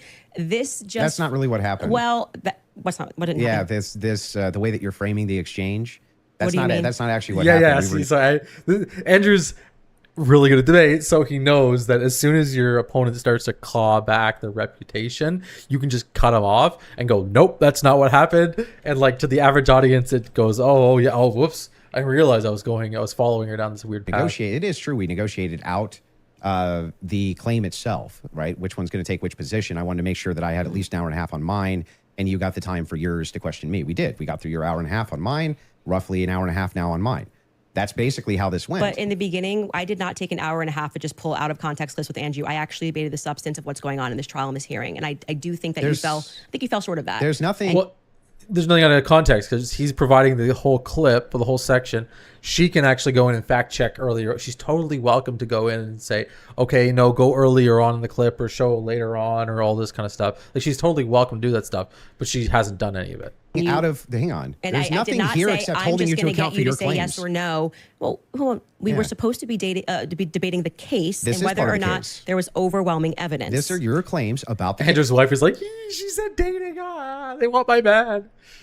I know for sure. That now you're getting into another sphere, and you want to talk about the transcendentals and things that I said. And like 4 out of 5 of your clips are about Erica Kirk. So the general perception I don't think 4 out of 5 even is were. your turning points horse. Oh, I think quite a few of them were. Were there 3 Ericas or 4? So you're just making stuff up? Can we get a count of how many were about Erica? I feel like it was 3. 3. Okay, yeah, 3. I said 4. But those are extraordinary claims, which is why you're asked about them, right? Okay, but the point being is now you're veering into trying to get me to... And then, of course, he's like, well, look, you're exaggerating things, right? Like... And now we're doing the extraordinary claim to defend my opinions, and then you completely shirk responsibility when I point out yours. No, they're not claims. When you tweet claims. Erica is too retarded, you go, that's just whatever, and then you move on. That's a claim, and I'm responsible for the claim. Well, earlier when I brought it up, you said that it was tongue-in-cheek. Yes, sure. That's me responding to your criticism of the claim. That's all I'm doing here. I was interested, and... Yo, Chaos, what's going on? I swear this is the first time seeing my face. I have my face all the time on stream. How you doing? Welcome in. We're watching some pretty crazy debate. I work with somebody who I think is at this right now. I think they're here. I think they're behind the scenes at the moment. So I feel like I have to watch it, and because I don't want to watch it alone, you guys can come join me and watch this actual crazy back and forth. Yeah. And I'm happy to get into... I will say though, and I don't usually give Andrew Wilson positive reports, I guess. I think he's doing a really good job here. I think he's doing a really good job at controlling the stage and the narrative and presenting clearly that Candace is not responding to any of his questions, or that Candace's entire position is just based off of questions, or blah, like there's a whole bunch of things that he's doing really, really well and holding her to account to, has the quotes that like from her previous shows, and asks her, okay, well, do you still believe these things? And she kind of said, oh, I do believe them. And he's doing a really good job. The problem is most of the times I've seen Andrew Wilson debate, he's using these tactics against somebody who's not no, there's a few times where they deserve it, where he is being as unresponsive with this type of debate tactic as the peer person, or as Candace Owens is right now. I'm sorry too, guys, I got a jaw problem with them. Like, I've got actually physical issues recovering from them, so hard talking for a while. Jaw starts to pop out of its place. Yeah, I think Andrew's doing a very good job here. Also, the Patsy stuff now, if you would like to. Well, Your team has one more clip they want to play from 7 days ago. They got one more clip. We were getting into the Patsy stuff, and you stopped it, and I was explaining to you. Oh, they have one more clip. Okay, let's go. They want to hit the minimum of 4 clips you were saying with Erica, so. 100%. This is absurd. Okay. And this is the one you were saying from 7 days ago. They didn't show it? They didn't show it? Production? One job? Okay, while they're looking for that, do you want to continue? Yeah, I mean, can I ask a question? I know it's been, or like, can I ask a question? Or are we not just really? I'm just gonna. Okay. We're gonna hold to the actual contract itself. The contract does not say that you are allowed to just question me without me being able to respond to you. I've never said you can't or have respond. a conversation. You've been able to respond to every question I've asked you. And by the way, the other thing is like, let's have it your way. I want it to look like we've done everything Andrew wanted to, so that people can fairly assess the situation. So you have it your way. I will not ask a question. Totally fair with me. So are you good with her asking a question or no? He said no. Waiting for the clip. Okay, so you want to wait for the clip first. Okay. You guys have it in the back? Okay, beautiful. Also, the thing is, the big thing, Andrew knows the contract conditions. Like, she's being offered an insane amount of money to sit here for just a few hours. He knows it. Everybody knows it. And she is, boy, look at that. Hold on. Hold on.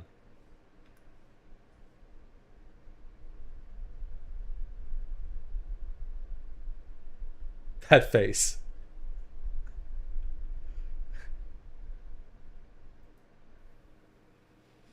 That face.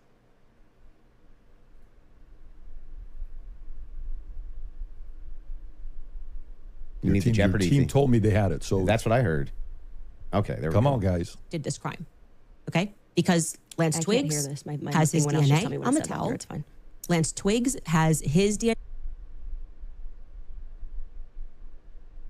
on the rifle. And to be clear, Lance Twiggs' DNA was not as degraded as Tyler Robinson's DNA was on Tyler's rifle. It's Tyler's rifle. Oh, you but also Lance's said, yeah, it's DNA not as degraded on the rifle. Yeah, because I thought he was one of the things. But I've already, that's what I mean when I say that. Like, it just seems like you're not actually here trying to engage, because even before you got to this, and I knew that you had some secret clip planned, I said to you, when I rewatched the testimony, I realized. What are these secret clips? They're from her public show you can go to on YouTube and watch and grab. They're not going to watch the whole fucking episode every time.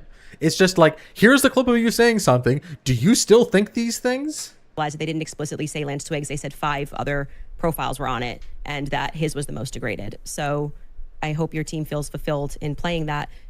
Is there any more? I'm happy to play every clip. Oh, it wasn't even Erica Kirk. It wasn't even Erica Kirk. Clip that he has on the ready. Anybody? You said you had some new evidence at the beginning of the. Oh yeah, we should show that text message that you read, just because I that? think that's important for the public. You shared it out of context. I'll do it on my show. I'll share the text. So you're going to read it on my show, but not show it? Correct. Okay. So I'll show it on my show, but that's what I'll do. I'll show it on my show. Can I ask why? Well, because I want to drip out the evidence. You know, it's got to drip out that evidence, keep people coming back for the show, right? I don't know if snark serves you so well. I'm just saying, like, yeah, I'll release it there. Yeah, that's my intention. But yeah, I'm fine with closings if you want to do closings. Well, I also would just, if I may ask a question, is that permitted? Go ahead. Just so I also have clarity, since your basis has been evidentiary, you keep saying that you have evidence, or like you are following evidence. Which one of the charges against, or all of them, do you think Tyler Robinson is guilty of? The specific charge? Yeah. Yeah. So what I think is that Tyler Tyler Robinson shot Charlie Kirk. Yeah, but of the 7 charges that he's being charged. Yeah, can we list them real quick? I'll tell you exactly which ones. We'll pull them up. Well, do you know any of the charges that he's up for right now? Yeah, of course. But I want to make sure that we have them listed. Yeah, but like can you name one? Because my general perspective is that you don't actually care about this case. You're not following the case. That's the question. You're just not following it enough. It seems pretty like if you're going to engage and you're going to say the evidence is overwhelming that Tyler Robinson is guilty, I just think that you should. Like, right. Can you tell me one? Then let's do the counter. You can really hang on. This is a great gotcha. No. You just got to ask me, play clips out of context, put me in the hot seat. So please just answer the question. This is fair. Name all 7 since you've been following the case. Okay, sure. You name one. Yeah, you named all 7. I'm happy to do that, but can you name one? I think he's been charged with murder. That's actually incorrect. Okay, great. Now name all 7. He doesn't even. This is like name all 7. And I can you name all 7? I can. Then do it. Sure. You don't have to do it. No, do it. I'll count them. Go ahead. You don't have to put your fingers up. Okay, hang on. Name them. Yeah, sure. Name them. The first charge is aggravated murder because that's what carries a death sentence in the state of Utah. No, that's not. That is literally not murder. Okay. And so just for people, I don't have to do it in a time limit. There's nothing going on. And just to explain to people the difference of why that really matters and shows that he doesn't actually care about this at all is because aggravated murder, it's narrowly defined and because it carries a death sentence. I'm going to answer the question. Okay, you're just going to recognize that your strategy of thinking that people are intimidated when you try to put a time constraint doesn't work, and you'll be better the next time you debate someone. I got it. Give me the other ones. She's not. The more you cut me off, the longer I'll take. Do you want to just wait for me to finish of why that's a big difference so that people don't walk away? No, I just want you to list the charges. Yeah, I'm going to do that. You just don't get to pretend that there's a time constraint for me to do that. Well, how long does it take you to list 7 charges? Because I'm speaking. You just got to. It sounds like you're just delaying it because you don't know them. I know all 7 of them, then and I'm going to say them. again because you're going to get embarrassed. You don't have to rush this. I'm also showing an example of a very. She's saying more words than just the 7 charges. Flawed debate strategy. I actually am under no time constraint. I got one. Great. The second charge is the felony discharge of a weapon. The next 2 charges are for obstruction of justice. Okay. The next 2 charges are for witness tampering, and the what's the specific charges though? That is them. Obstruction of justice, obstruction of justice, witness tampering, witness tampering. Yeah, see, this is where Andrew was a little weaker. She's actually right. Okay, and there's no other specifics to him. Well, I can tell you why he's being charged. No, just the charges and then 7. Yeah, see, the bad thing is when you try to be an a-hole and it doesn't work. What's the 7th? The last charge is violence in front of a minor. Okay, got it. So then he's being charged with murder. You just say aggravated murder. That's the distinction. You just want to. It's a massive. It's like you cannot say murder versus aggravated murder. Distinction. This gets to the entire crux of why him being up for the death sentence. And I actually find the defense's filing about why this is not aggravated to be murder and very compelling of why it's not aggravated murder. Actually, if the state was going to even try to pull this off, they should have charged him with just murder. And then I do also again want to stress to audiences that debate strategy of thinking that you have to speak faster. On to intent and specific aggravating circumstances. Standard murder generally involves the intentionally causing the death of another person with malice, a forethought or premeditation. Aggravated murder takes standard murder and adds specific statutory defined aggravating factors that make the offense vastly more severe in the eyes of the law. Oh, okay. Or somebody puts your hand up and they try to pretend like it's some sport. I think he thinks it's a blood sport. It's not. It's about being right and being principled when you're engaging. And you can make mistakes. What's the difference? So I can explain a little bit. I'm not a lawyer, but I work for a lawyer. I have to. So I know a little bit about what's going on here. If I plan to kill you, okay, this is difficult actually to describe. Okay. If we get in a fight and I stab you, that's murder. And there's first degree, second degree, third degree murder. That does apply. Okay, there's different applications of each first degree, second degree, third degree murder. It's fine. But aggravated murder means that there was some kind of premeditative situation that incentivized me then to kill you. And that is seen as completely different than even to like a first degree. I'm pretty sure first degree aggravated murder is a little bit different than first degree murder, because I could hate you so much, grab a gun, and then the next day go over and shoot you and kill you. I could just hate you. I just fucking hate you. You're a shitty person, right? But if there's $1 million on the line and I don't know, like you say, my brother or something. Let's say you're my brother, and we're taking an inheritance or something like that. And then I kill you. Aggregated murder shows that you're willing to kill people based off of intent in other things, for other reasons, for other, like you're not first order, I need that person to die, but I need something else to happen, therefore that person needs to die. Like, I think that's a probably better way of putting it. And the law sees those things as very different. Like, first degree, second degree, third degree murder, well, there's like, did you by accidentally kill somebody? Did you mean to kill somebody in the moment? Or did you plan to kill somebody? Or were all of those for alternative reasons? So that's the difference. Mistakes all the time, but at least. But this is where like Andrew Wilson is also really weak. Andrew Wilson's like academically weak, like really. Most of the times that I've seen him, and I'm not very academically strong either. But when I fact check him, stuff like that, he's usually just making things up. He logics and intuits legal and academic ideas, which are not always true. And this is what he's doing here. He thinks murder and aggregated murder are technically the same thing. They're kind of the same thing, and he can kind of give that. But if you think that you're a really smart person, if you think that you're a really smart person, then and then you won't give Andrew. Well, you'll think that Andrew not knowing all of the actual. Oh my god! I wish I have the word here. I'm losing the word. The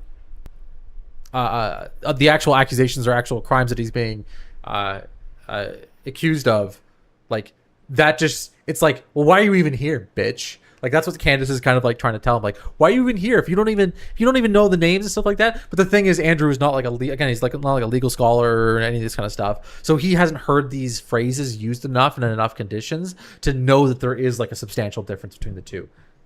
Hey, Kiri, you're also not 100%. I'm not USA. One sec.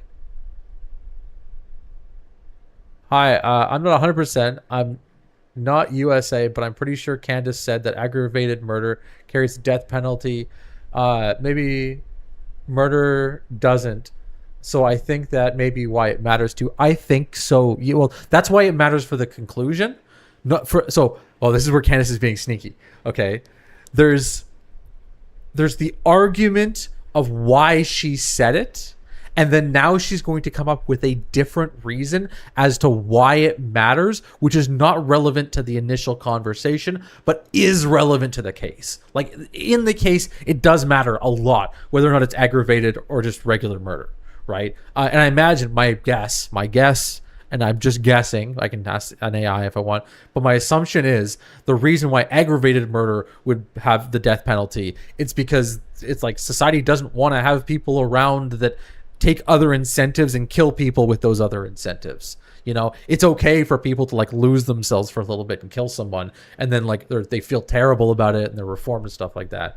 But yeah, you're actually 100% right on that. There is a difference. I'm in Canada, right? So I know the death penalty is different based on what state you're in the US too.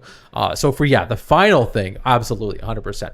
But for this conversation, this is where Candace is being sneaky. It's like, she's technically correct. She's actually so technically correct. And Andrew's like so technically wrong. And like, he's wrong and she got him.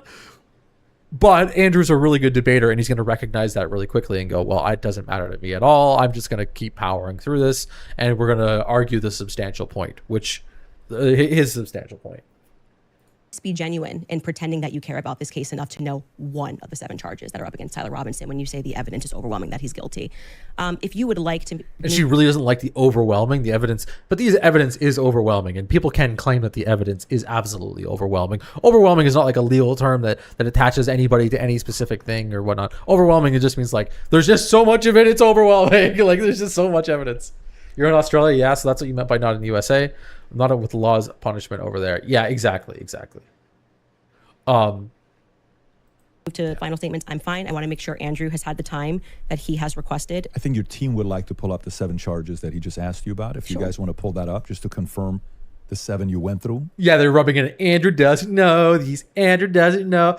But if we had like Ryan Mullally, for example, in here, Ryan would be like, "Oh, these are the 7 charges. This is the exact reason why," and what this is again where Andrew Wilson falls flat a lot in most of his arguments, especially to his arguments against women's rights or like I would say like suffrage and stuff like that for him is a little bit I even get the argument. Okay, I always get a caveat when I bring these things up. I totally get the arguments behind them and whatnot, but when it comes to like the actual numbers and when things happened or what the timelines are and stuff like that, it's very clear that like Andrew's like super cherry picked with a lot of his data, and he doesn't have this like fully substantial, like epistemically neutral, philosophically sound concept of how to like apply data. He's very driven by his like Christian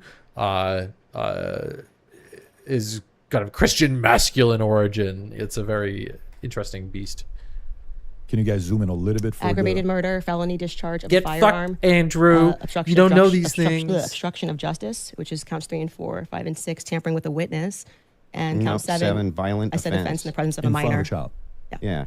So 5, 6, tampering witness, 3rd degree felony. Now I did notice something. I just was curious about. If I'm just wondering, when you pulled out your phone just before you asked that question, did somebody by chance text you that question? You can check my phone. I'm just curious. No, you can absolutely not. I have not had one communication with a single person, not even my producers who are in there this whole time we were here. You want to check my phone? I'm happy to do it because you're just going to get double embarrassed. Where's my phone? You want to see it? I'm just curious. Yeah. You can literally do that. Here you go. PBD, you're the moderator. Take it. Let's see if anyone was texted at all during this debate. She's getting him again. Like this is the thing is that if there's a very good chance that she didn't actually text anybody. Like there's a very good chance she didn't text anybody, or she could have deleted the text as soon as she got it because she would have been called out. Now she's like, ha, ha, ha. But that's like, I'm Candace Owensing the question there if she's doing it. But like, he's gonna be like, yes, well, that was being tongue in cheek, you know, like. All right. About the violent charges or anything. I'm looking through this. You give me permission. You have full permission to go through my phone. I don't need to cheat. So the last one has nothing to do with it. It's just a compliment. Mm-hmm. I haven't even read my text messages. That's a compliment. He's reading them. You're okay. You're giving me permission. Yes. I'm just going to read 3 of them Yes. to 1132 because after that, I don't need to read. This is just like posturing. And you know stuff. the text. This is pretty funny. Could have been Telegram. Could have been something. All like I have is Signal. You can check that too. I only have Signal.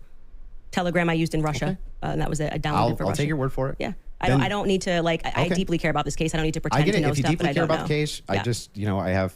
She's so good. She's so good at signaling what she's doing right now, and she's basically making him look like he's grifting the entire bit.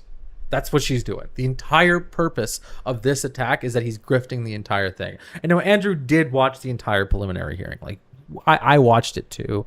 I watched it. It was like hours and hours and hours and hours, and it's a lot of new information. If you're not familiar with legal precedent and standing and stuff like that, you end up kind of stuck where you know a lot of the information, but you don't know why it's brought up. And I kind of feel for Andrew in this kind of case, but it's like completely irrelevant to the line of questioning that he's trying to go down, which is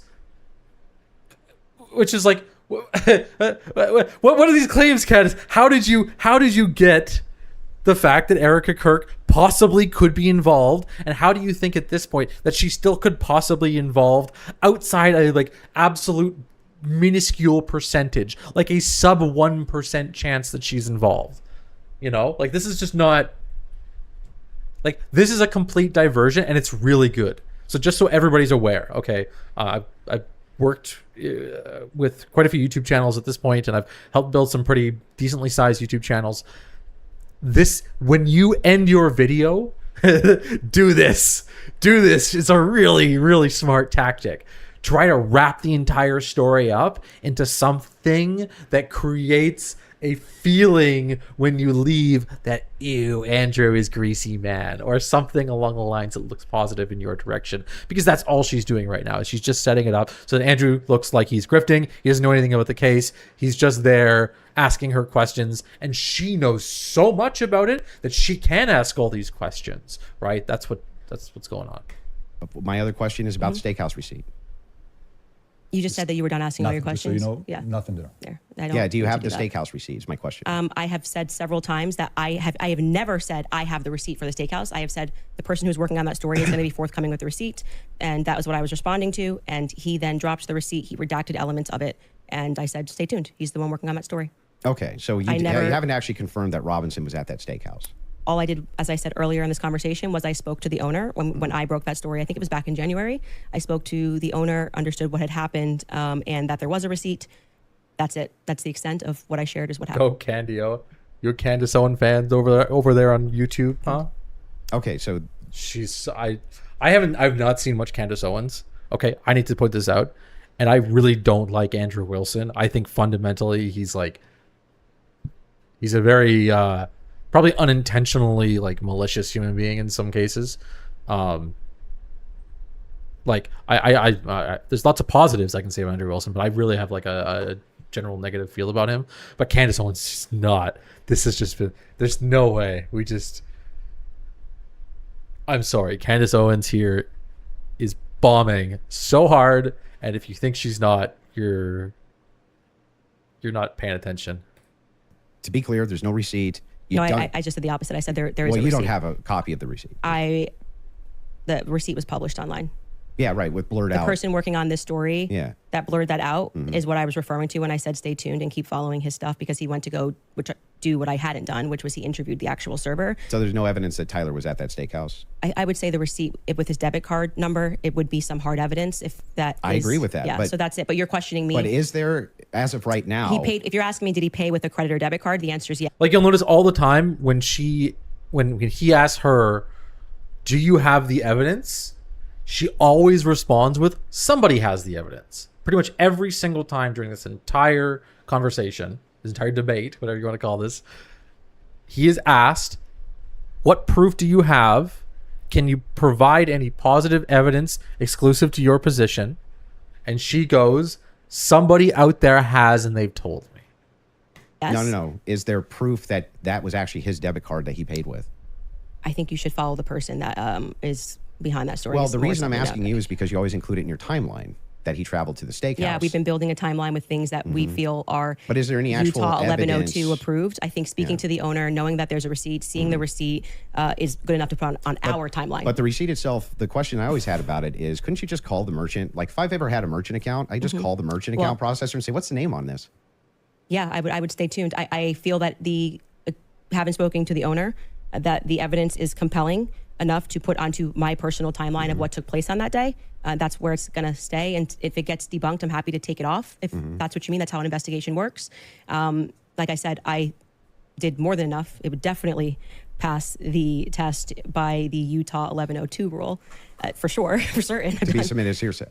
Well, yeah, beyond that, because they didn't even have receipts. They were like, Bob told me this. But the question is, the receipt itself, it has not been verified to have been Tyler Yeah, I Robinson's, just want to say you're holding me to a higher standard than you are. I'm not even holding it. I'm just prosecution. asking specifically. I've been very... He's not holding her to any standard at all. He's just going, do you have it, and why are you being so evasive about using, like why are you using it? Why do you think it's a reasonable thing? Why do you feel, because she just said a few seconds ago that she feels like it's something that they're putting together a timeline that they feel, I can't remember the exact whatever, but I just, my brain kind of just like broke there, because it's like, you shouldn't feel timelines out, you should probably have like substantial proof to be able to put that timeline together in the first place. Forthcoming. I told exactly what happened. I spoke to the owner. I got the tip, and so should that be added in an official timeline that it's you in give? my timeline. It's my show, and we can... Yes, she said this. She said this so many times. It's my show. It's my show. It's my show. I think there's something else going on with Candace. I'll be honest. I think she probably has like all of this stuff in like, and at least this is the way that I think about the way that I live. Like usually you have your main storyline going on in life, and then you have these alternative storylines that kind of like feed into yours. I think this is just one of those like feeder things to her show, her thing, because it seems like she holds her show to like, I don't know, the standard is like this, it's some form of exception. It's a place where she can just say and think about anything.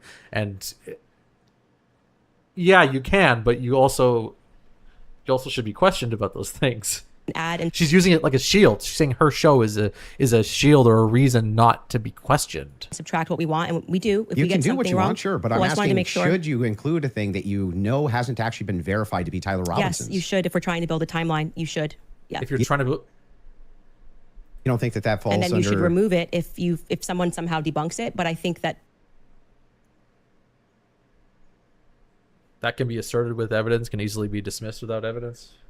there is very strong evidence that is where he was, and that What's is, the strong evidence? Just the two people who said that they saw him? You know, I'm actually all good with being. I feel like Okay. I've sufficiently answered your question about how I got All the right, fair enough. information, what happened next, with the next stage No, she of hasn't. this investigation being somebody accessing knowing what his debit card was and confirming it. Yes, and I do believe that will happen. If it does not happen and it gets debunked, I'll remove it from my personal timeline that I share on my show. That officer, the first her show officer that was up on the roof. Mhm. Do you remember his name? Officer Bagley. Yeah, what was his first name? Christopher. Christopher.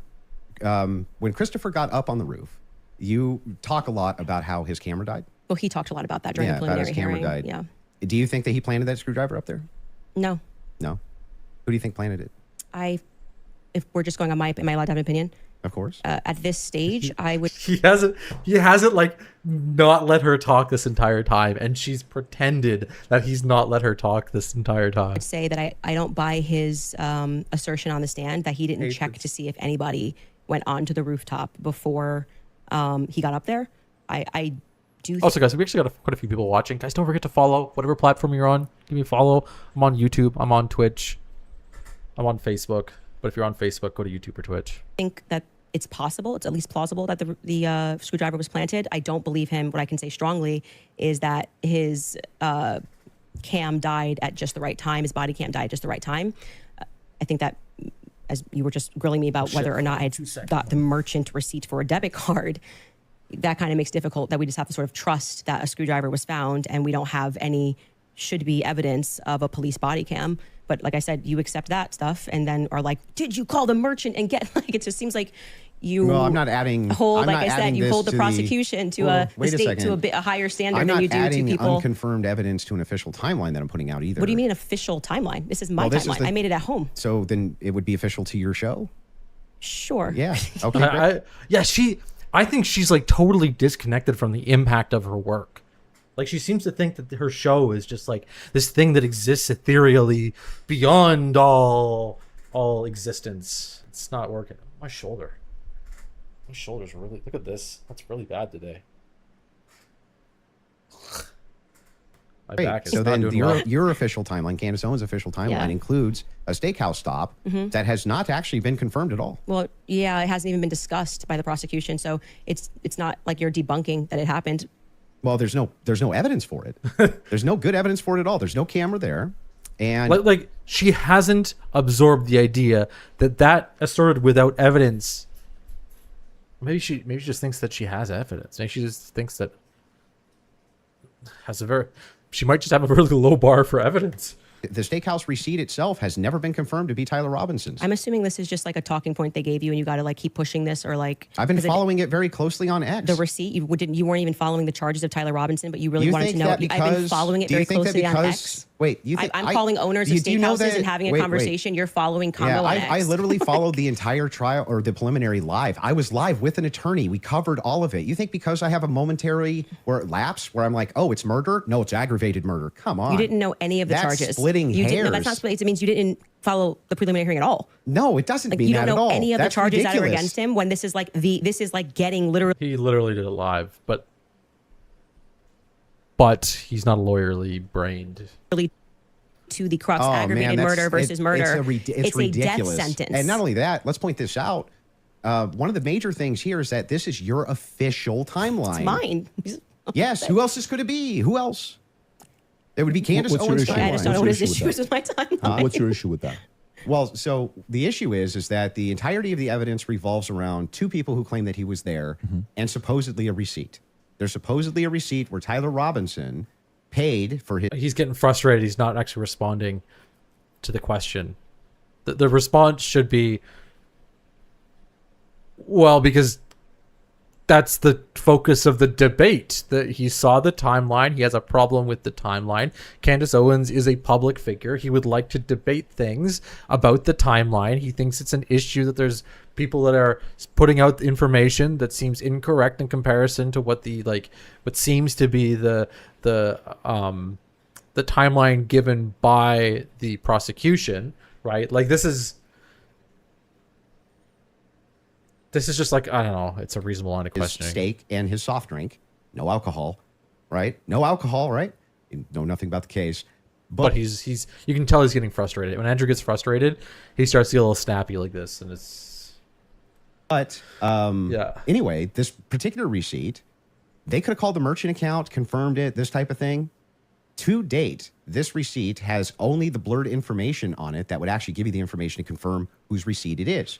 We have to date, nobody has confirmed that this was actually Tyler Robinson's receipt. And yet inside of Candace Owens' timeline, which she states over and over again, when she says, this is the longest 13 hours, this is 13 and a half hours, the requirement for about roughly 5.5 or 6 hours of that is that he went to the steakhouse.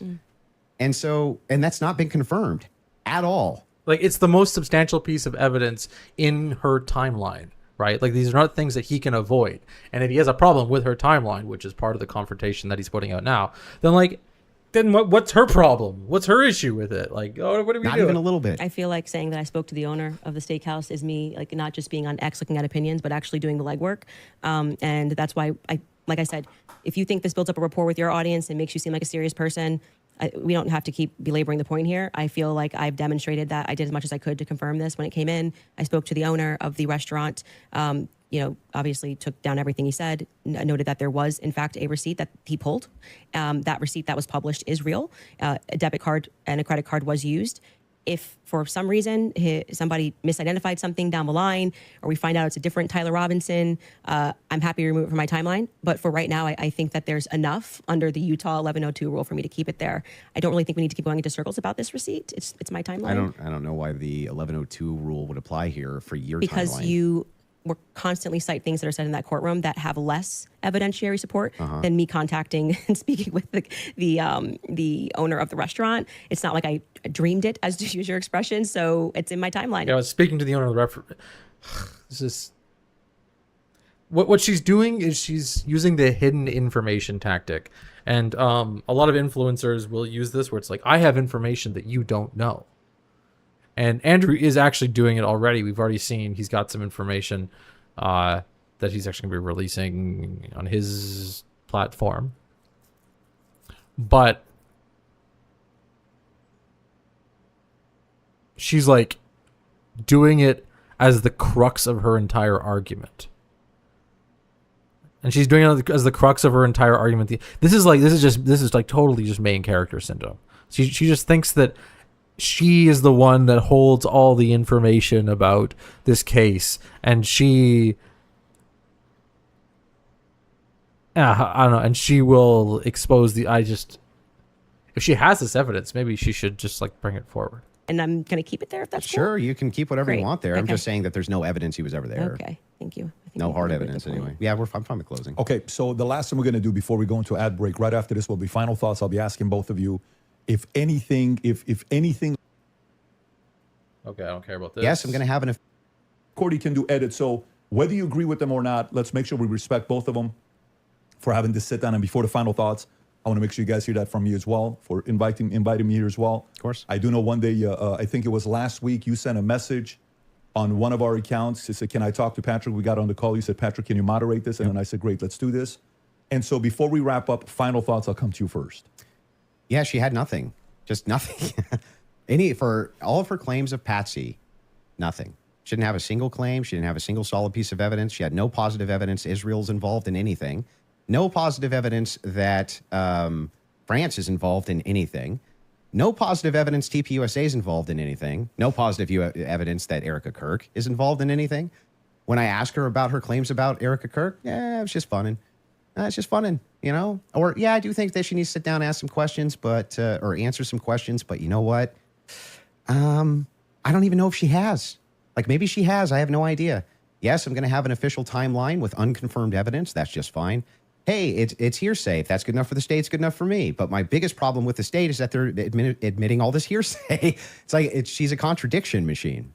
On top of all of this, the thing that I wanted to get out of this more than anything else was to just demonstrate one thing. Yes, it's true. I'm not perfect on the case. I'm not going to ever pretend that I am, and never did. But what has been made very clear to me is that there's nobody with an alternative theory that has any evidence for it at all. None. Zero. And the continuous kind of expression, we're running an investigation. What kind of investigation builds a timeline out on a receipt that they don't even confirm? What kind of investigation tries to make these bold claims that Israel's involved and France is involved and all these different players are involved and never shows any evidence? We're just asking questions. It's again, like I said in my opening, it's always intuition, my feelings, how I feel about things, how I think about things. Andrew, how many times did you hear this today? Andrew, you can't tell me how I'm supposed to think. Yeah, nobody's trying to tell you how to think. But you should rationally come to your conclusions based on evidence and facts. And the truth is that 90% of what you're saying is simply intuition based. It came to me in a dream. It's intuition. Almost none of it has any evidence at all. Just, I'm skeptical because these people over here said things, and that makes me skeptical.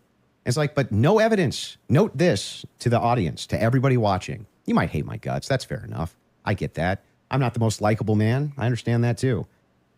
But there was nothing. I mean, no evidence at all that Tyler Robinson was a patsy that was ever put forward by Candace this entire debate. Now, maybe you could say that we stalemated when it came to whether or not Robinson did it. She says, I found the evidence convincing, or unconvincing. Andrew says he found the evidence convincing.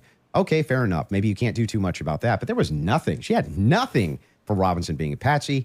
Nothing for any of her conspiracies. Nada, zero, zilch. And she backed away on a bunch of them. This is the first time I think she's ever really backed away from the Twigs thing. First time I've heard her back away from the Erica thing, back away from TPUSA, being very cautious about making any of those claims now. Whereas on her show, much more likely to be making those claims. So she just had nothing the entire debate. Zero. Candace. Well, I think that is quite a conclusion. Admitting somewhere, maybe we stalemated. It probably signifies what I've been saying from the beginning, that you didn't feel that you were strong on the actual... Wait. She's scraping. She's going for any little victory she possibly can. Facts and the evidence, which I was willing to engage with you. I wanted to go over the screwdriver. I wanted to go over the towel and the things that you've mentioned, and you wanted to then move the conversation into a defense of Erica Kirk and her character, and what I've said about Erica, which is my opinion. And I have not edited that opinion after discussing with you. I would like to extend a compliment to you for being willing to sit down and to have the conversation.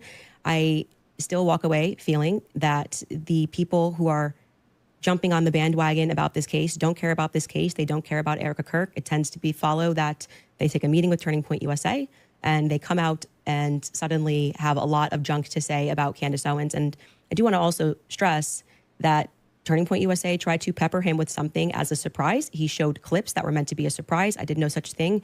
I stressed to PBD from the beginning that I was grateful he was taking this on and that I wanted this to be a clean debate because I believe I can win this on the merits, and I believe that I did win this fully on the merits by engaging the evidence of what has happened. I do still believe that there is more evidence which supports that there are more people involved and that Tyler Robinson has been set up, and that none of the evidence that was presented was in any way overwhelming, which is why I think you wanted to move to end that discussion quickly and to speak to me about France and to talk about this Panguitch receipt and my timeline. I want to remind people that a lot of the at-home investigators, which you were open to, as you called them, internet sleuths, I think it was on a show that you did right after Charlie was assassinated, that internet sleuths would solve this.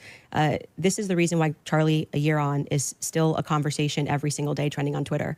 I knew Charlie. I cared about Charlie. I care about finding out what the truth is here. My heart is in the right place. I think anybody who watches my show or even just watched this debate knows that if I get something wrong, I'll instantly correct it and own it. I'm not arrogant. I don't need to sit here and pretend that I didn't. Yeah, but the problem is she doesn't say things that are provably wrong. What's going to happen is the case is actually going to declare him guilty, declare Tyler Robinson guilty, and she's still going to have these questions, right? You can't lean on ideas that are impossible to answer. You can say that something is relatively unlikely comparison in comparison to all other evidence, right? But the conclusion, this building a timeline based off of multiple assumptions, it's okay utility-wise to explore these ideas, but she's presenting these as like alternative truths. She's not presenting these as like possible alternative ideas. She's literally like saying these things are truths. And then when pressed upon to say whether or not they're like that, whether or not she thinks they're true, she compares them to the likeliness. Oh my God, I hate this. To the likeliness of them possibly not happening. Oh my God, do I gotta? Indeed. For some reason. Some faith over fear. Oh, it was just that. It's it. That was horrible. Whatever. I don't care. That was pretty freaking bad.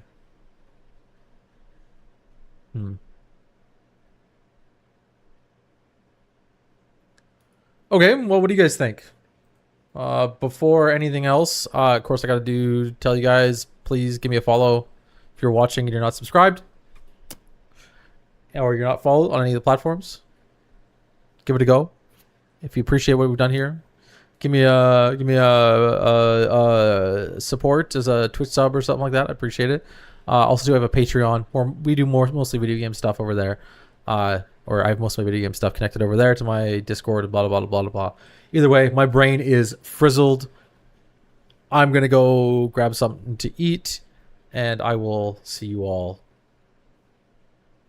I don't know, I might stream on Twitch a little later. Some games or something.